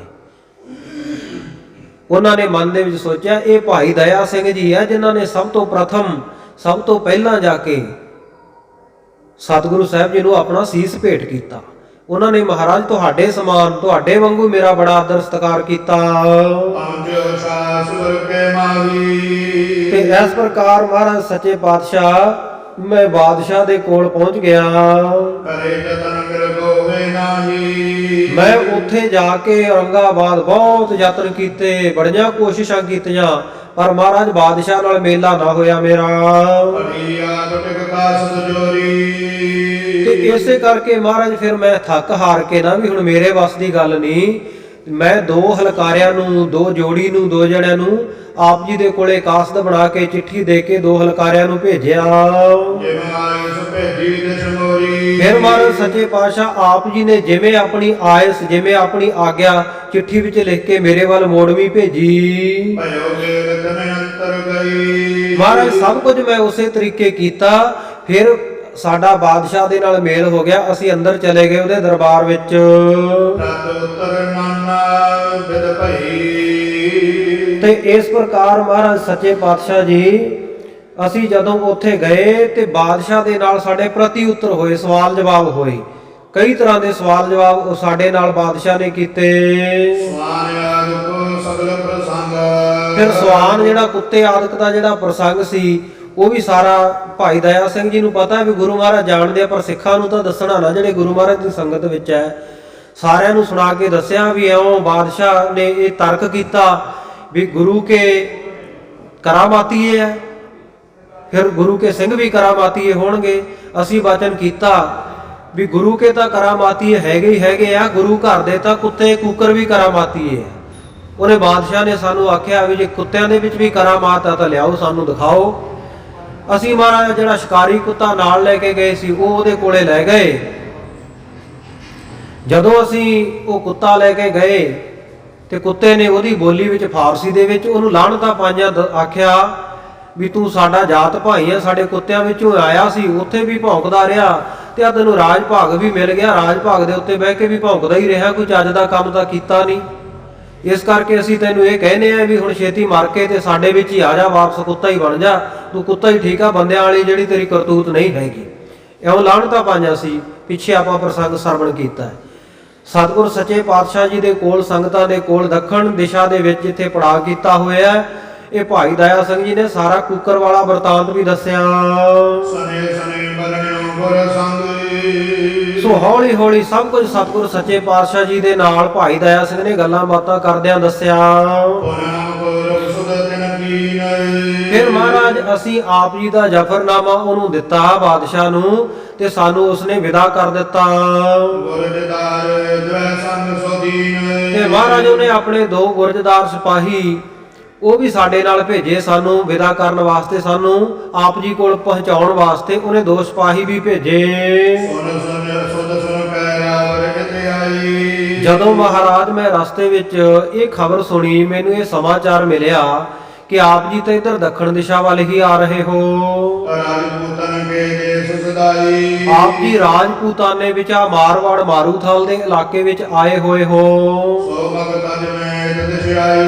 ਮਹਾਰਾਜ ਮੈਂ ਦਿੱਲੀ ਵੱਲ ਨੂੰ ਜਾ ਰਿਹਾ ਸੀ, ਦਿੱਲੀ ਤੋਂ ਮਾਲਵੇ ਵਿੱਚ ਜਾਣਾ ਸੀ, ਦੀਨਾ ਕਾਂਗੜ ਜਾ ਕੇ ਆਪ ਜੀ ਨੂੰ ਮਿਲਣਾ ਸੀ ਜਿੱਥੋਂ ਆਪ ਜੀ ਨੇ ਭੇਜਿਆ ਸੀ।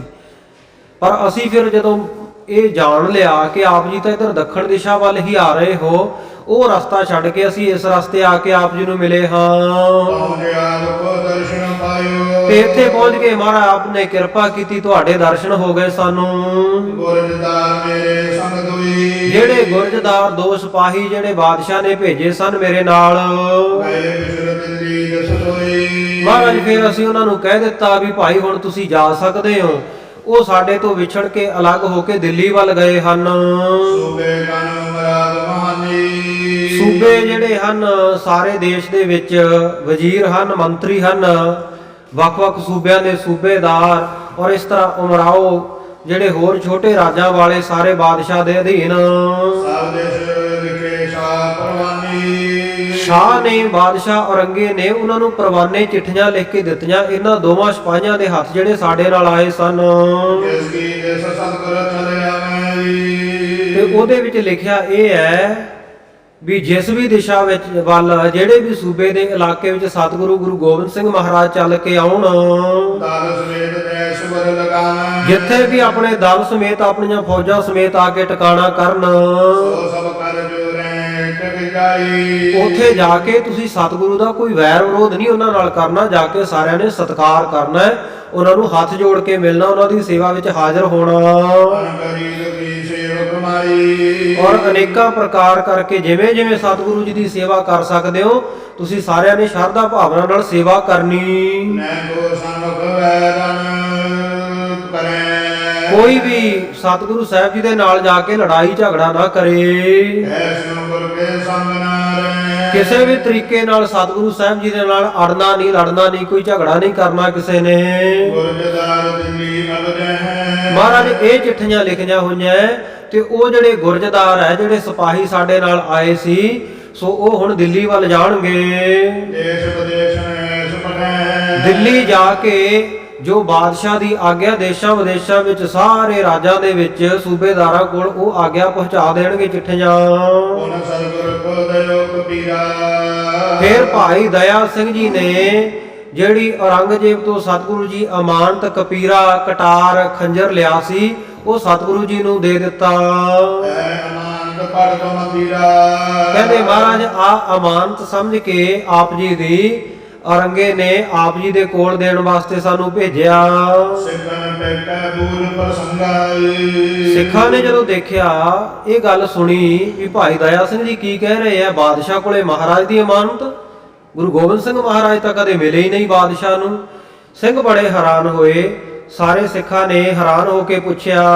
ਸ੍ਰੀ ਗੁਰ ਕਹਿਓ ਸੁਸਭ ਕੇ ਸੰਗਾ ਉਸ ਵੇਲੇ ਸਤਿਗੁਰੂ ਸਾਹਿਬ ਜੀ ਨੇ ਸਾਰੇ ਸਿੱਖਾਂ ਨੂੰ, ਸੰਗਤਾਂ ਨੂੰ ਦੱਸਿਆ। ਮੱਕੇ ਜਾਏ ਫਰੀਰਤ ਭਾਰੀ ਸਤਿਗੁਰੂ ਸਾਹਿਬ ਜੀ ਕਹਿੰਦੇ ਭਾਈ ਉਹ ਬਾਦਸ਼ਾਹ ਔਰੰਗਜ਼ੇਬ ਦੇ ਵਿੱਚ ਇਹ ਸ਼ਕਤੀ ਸੀ ਵੀ ਉਹ ਆਪਣੇ ਪ੍ਰਾਣ ਚੜਾ ਕੇ ਮੱਕੇ ਪਹੁੰਚ ਜਾਂਦਾ ਸੀ।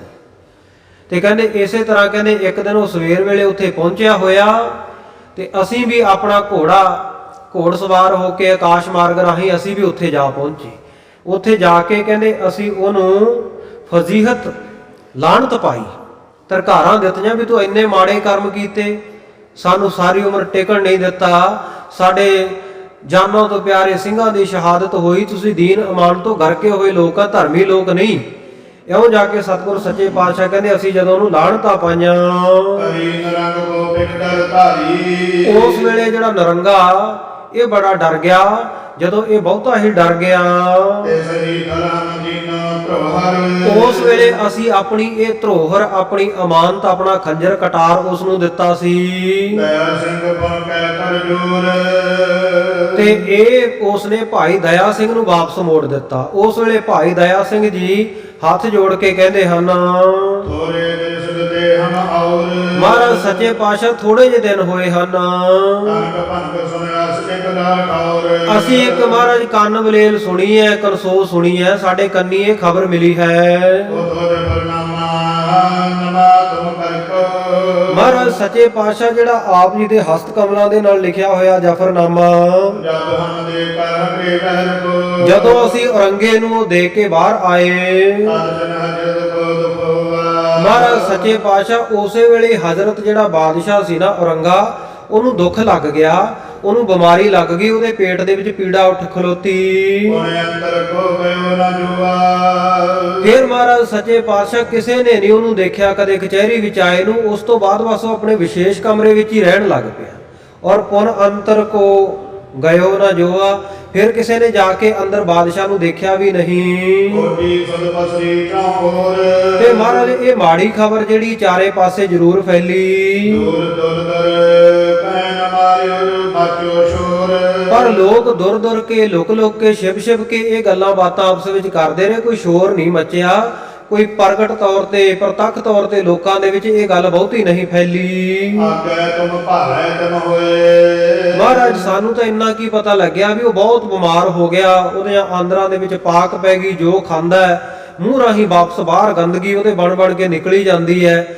ਇੰਨਾ ਬੁਰਾ ਹਾਲ ਹੋ ਗਿਆ। ਇੱਥੋਂ ਕੁ ਤੱਕ ਤਾਂ ਅਸੀਂ ਖਬਰ ਸੁਣੀ ਹੈ। ਅੱਗੇ ਜੋ ਹੋਇਆ ਉਹ ਆਪ ਜੀ ਭਲੀ ਭਾਂਤ ਜਾਣੂ ਹੀ ਹੋ। ਆਪ ਜੀ ਤਾਂ ਘਾਟਾਂ ਘਾਟਾਂ ਦੇ ਜਾਣਨ ਵਾਲੇ ਹੋ। ਜਦਾ ਬਿਰਤਾਂਤ ਭਇਓ ਤਿਨ ਸੋਈ। ਸੋ ਮਹਾਰਾਜ ਜਿਵੇਂ ਹੋਇਆ ਉਹ ਆਪ ਜੀ ਦੱਸ ਸਕਦੇ ਹੋ। ਸੁਨ ਸਤਿਗੁਰ ਕਹਿਆ ਚੀਕੀਨ। ਸਤਿਗੁਰ ਸੱਚੇ ਪਾਤਸ਼ਾਹ ਕਹਿੰਦੇ ਭਾਈ ਦਇਆ ਸਿੰਘ ਜੀ ਆਛੀ ਕੀਨ, ਤੁਸੀਂ ਬਹੁਤ ਚੰਗਾ ਕੀਤਾ ਜਿਹੜਾ ਉਹਨੂੰ ਜ਼ਫਰਨਾਮਾ ਦੇ ਆਏ। ਮਰੇਂਦ ਰੰਗਾ ਬਿਰਮ ਬਹੀਨ। ਕਹਿੰਦੇ ਉਹ ਬਿਮਾਰ ਵੀ ਹੋ ਗਏ, ਇਹ ਵੀ ਗੱਲ ਠੀਕ ਹੈ ਤੁਹਾਡੀ, ਪਰ ਕਹਿੰਦੇ ਹੁਣ ਬਸ ਥੋੜਾ ਹੀ ਸਮਾਂ ਰਹਿ ਗਿਆ, ਬਿਨਾਂ ਦੇਰੀ ਤੋਂ ਨਰੰਗਾ ਮਰ ਜਾਵੇਗਾ। ਬਸ ਥੋੜੇ ਦਿਨਾਂ ਤੱਕ ਸਾਰੀ ਖਬਰ ਵੀ ਇਹ ਬਾਹਰ ਫੈਲ ਜਾਵੇਗੀ। ਵੱਡੇ ਛੋਟੇ ਸਾਰੇ ਜਗ੍ਹਾ ਦੇ ਉੱਤੇ ਸਾਰੇ ਇਲਾਕਿਆਂ ਵਿੱਚ ਇਹ ਖਬਰ ਪਹੁੰਚ ਜਾਣੀ ਹੈ। ਇਉਂ ਕਹਿੰਦਿਆਂ ਸੁਣਦਿਆਂ ਹੋਇਆਂ ਬਚਨ ਬਲਾਸ ਕਰਦਿਆਂ ਹੋਇਆਂ ਸਤਿਗੁਰੂ ਸਾਹਿਬ ਜੀ ਦੇ ਕੋਲੇ ਮਹਾਰਾਜ ਸੱਚੇ ਪਾਤਸ਼ਾਹ ਹੁਣ ਮੈਨੂੰ ਹੋਰ ਨਾ ਕਿਤੇ ਭੇਜਿਓ, ਮੈਂ ਆਪ ਜੀ ਦੇ ਚਰਨਾਂ ਵਿੱਚ ਰਹਿਣਾ ਚਾਹੁੰਦਾ। ਇਹ ਇੱਛਾ ਕਰਕੇ ਇਹ ਉਮੰਗ ਧਾਰ ਕੇ ਸਤਿਗੁਰੂ ਜੀ ਦੇ ਕੋਲ ਹੀ ਟਿਕਾਣਾ ਕਰ ਲਿਆ। ਸੋ ਸਤਿਗੁਰ ਸੱਚੇ ਪਾਤਸ਼ਾਹ ਜੀ ਦਿਨੋਂ ਦਿਨ ਕੂਚ ਕਰਦੇ ਆ, ਅਗਾਂਹ ਪੜਾਅ ਦਰ ਪੜਾਅ ਅੱਗੇ ਜਾ ਰਹੇ ਹਨ। ਕਿਤੇ ਕਿਤੇ ਕੋਈ ਨਾ ਕੋਈ ਆਕੀ ਵੀ ਟੱਕਰ ਜਾਂਦੇ ਆ ਤੇ ਉਹਨਾਂ ਨੂੰ ਫਿਰ ਗੁਰੂ ਕੇ ਸਿੰਘ ਸੂਰਮੇ ਅੜ ਕੇ ਫਿਰ ਉਹਨਾਂ ਦੇ ਨਾਲ ਲੜਾਈ ਕਰਕੇ ਯੁੱਧ ਕਰਕੇ ਉਹਨਾਂ ਨੂੰ ਜਿੱਤਦੇ ਹਨ। ਸੋ ਇਸ ਪ੍ਰਕਾਰ ਗੁਰੂ ਕੇ ਸਿੰਘ ਜਿੱਥੋਂ ਨਹੀਂ ਮਿਲਦਾ ਕੁਝ ਖਾਣ ਪੀਣ ਨੂੰ ਤੇ ਫਿਰ ਉੱਥੇ ਲੁੱਟ-ਕੁੱਟ ਕਰਕੇ ਲੜਾਈ ਕਰਕੇ ਵੀ ਲੈਂਦੇ ਹਨ। ਸੋ ਇਸ ਪ੍ਰਕਾਰ ਸਤਿਗੁਰ ਸੱਚੇ ਪਾਤਸ਼ਾਹ ਨੂੰ ਹੋਰ ਬਹੁਤ ਮਿਲਦੇ ਆ ਜਿਹੜੇ ਆ ਕੇ ਸਤਿਗੁਰੂ ਜੀ ਦੀ ਸ਼ਰਨ ਪੈਂਦੇ ਆ, ਚਰਨਾਂ ਉੱਤੇ ਬੰਦਨਾ ਕਰਦੇ ਹਨ। ਇਉਂ ਸਤਿਗੁਰ ਸੱਚੇ ਪਾਤਸ਼ਾਹ ਜੀ ਪੜਾਅ ਦਰ ਪੜਾਅ ਨੰਦੇੜ ਵੱਲ ਦੱਖਣ ਵੱਲ ਜਾ ਰਹੇ ਹੈ। ਜਿਵੇਂ ਪ੍ਰਸੰਗ ਅਗਾਂਹ ਕਥਾ ਆਵੇਗੀ। ਕੱਲ ਦੇ ਦੀਵਾਨ ਵਿੱਚ ਗੁਰੂ ਸਾਹਿਬ ਕਿਰਪਾ ਕਰਨ, ਸਮਤ ਬਖਸ਼ਿਸ਼ ਕਰਨ, ਗਲਤ ਜਾਂ ਭੁੱਲਾਂ ਚੁੱਕਾਂ ਦੀ ਖਿਮਾ ਕਰਦੇ ਹੋਏ ਸਤਿਗੁਰੂ ਜੀ ਆਪ ਕਥਾ ਦੀ ਸੇਵਾ ਲੈਣਗੇ। ਆਓ ਹੁਣ ਸਮਾਪਤੀ ਦੀਆਂ ਤੁਕਾਂ ਪੜ੍ਹ ਕੇ ਸਮਾਪਤੀ ਵਿੱਚ ਸ਼ਾਮਲ ਹੋਈਏ ਜੀ। ਲੋਟ ਕੋਟ ਲੈ ਹੋਤ ਰਾਈ ਕੇਤਕ ਮਿਲੈ ਪਰੈ ਪ੍ਰਭ ਪਾਈ। ਵਾਹਿਗੁਰੂ ਜੀ ਕਾ ਖਾਲਸਾ, ਵਾਹਿਗੁਰੂ ਜੀ ਕੀ ਫਤਿਹ।